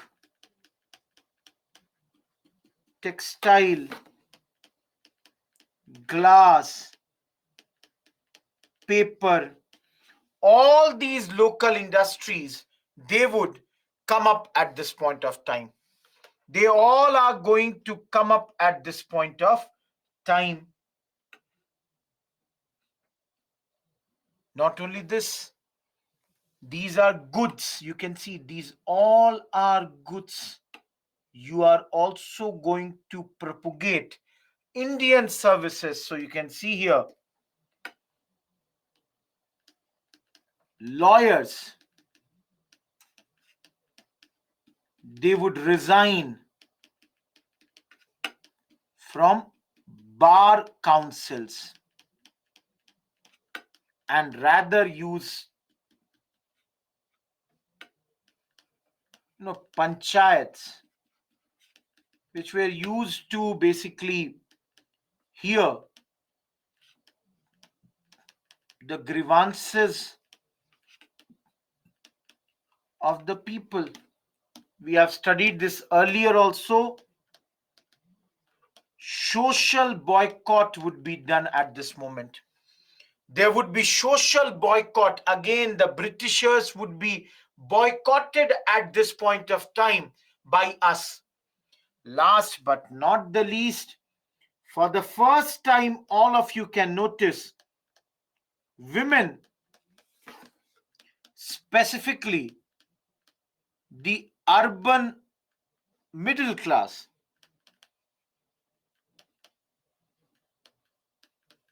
they joined these movements. Guys, till this date, the women were usually home centered, but now they joined and participated in picketings, they participated in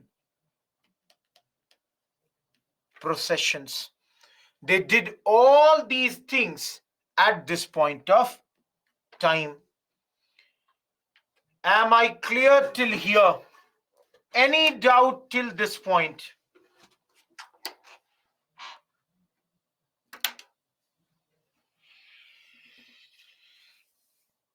See, we will not be able to complete this whole chapter.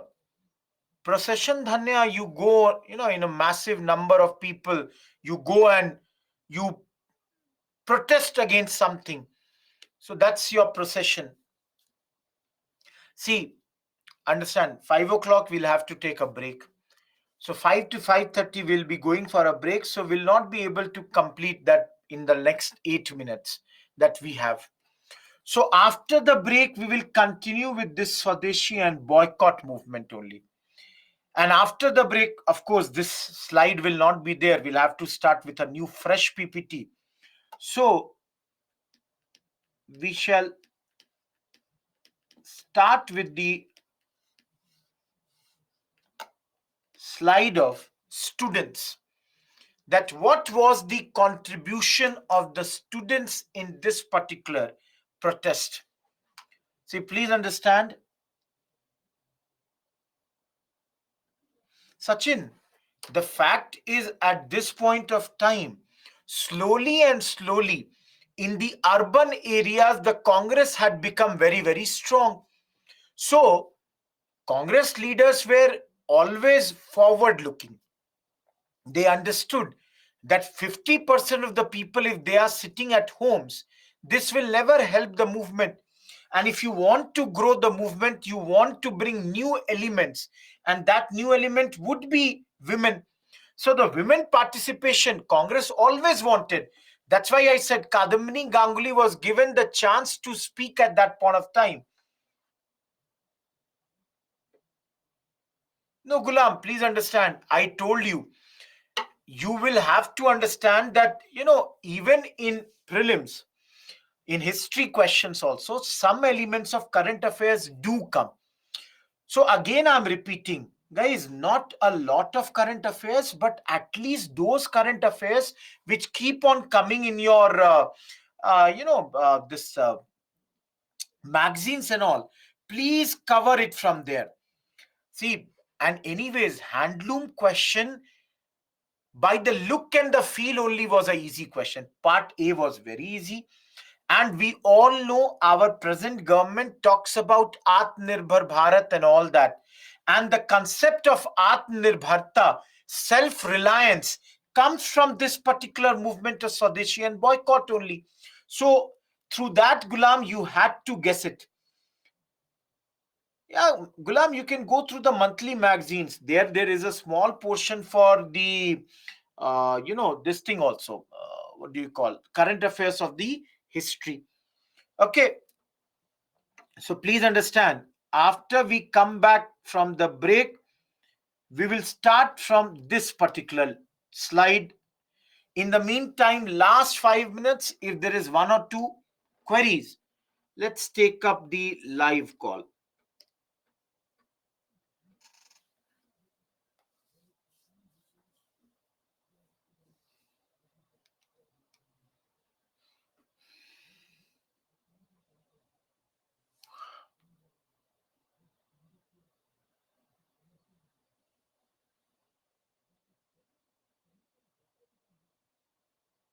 Gaurav, next week I'll take all the queries. Today the questions are not there in this PPT, and we have to complete till the 12th module. It's very important that we come, because otherwise you will not be able to answer the questions in the the test that is going to happen. The questions we have to complete. That's why we are going almost 2 modules behind. So I will take all the questions, but not possible today. 4 minutes, any query, anyone who thinks. Guys, those who don't have query, go and enjoy. Take rest for the 30 days. Close your eyes. Have some food. This, guys, understand, this is also an art. Switching on, switching off. Switch off. For the next 30 minutes, don't think about anything. Take a rest. I hope you enjoyed the lecture. Now come back at 5:30 and enjoy the rest of the lecture.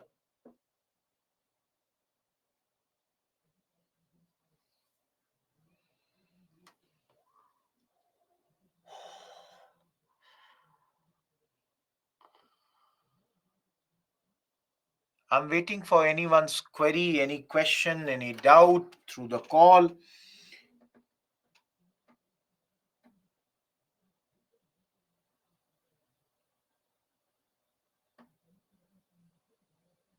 Hello, sir. Yes, Sachin. Sir, 2 minutes ago I have asked question about the participation of women in the I movement. answered that query, Sachin. Yes, sir. Yes, yes, sir. So, can I find some facts? In fact, if there is any question on this topic, You so can go and look into Sumit Sarkar or such Shekhar Bandyopadhyay.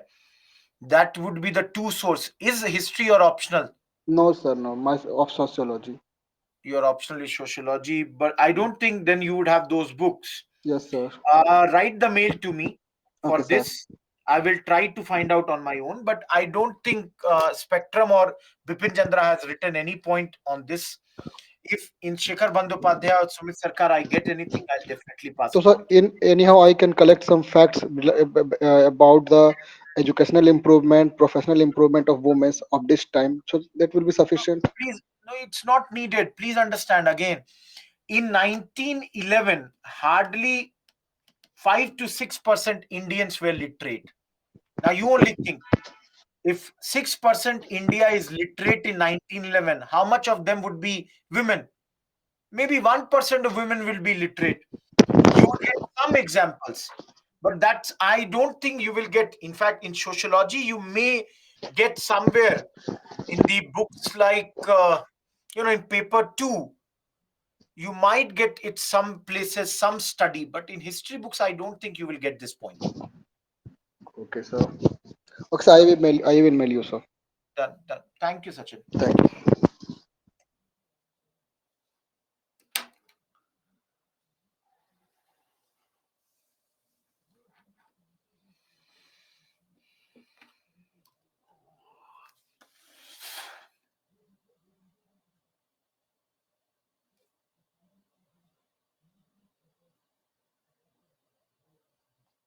See, there is no other query. If that's the case, please go on your break. Let's meet exactly at 5:30. I'll see this side also.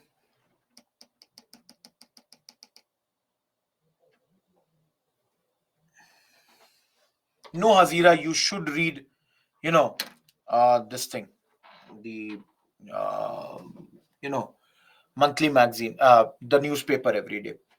Yuvraj, I'll check that, because the point that he's asking about the literacy percentage and all, is that mentioned or not? You know, that has to be seen. Okay, goodbye.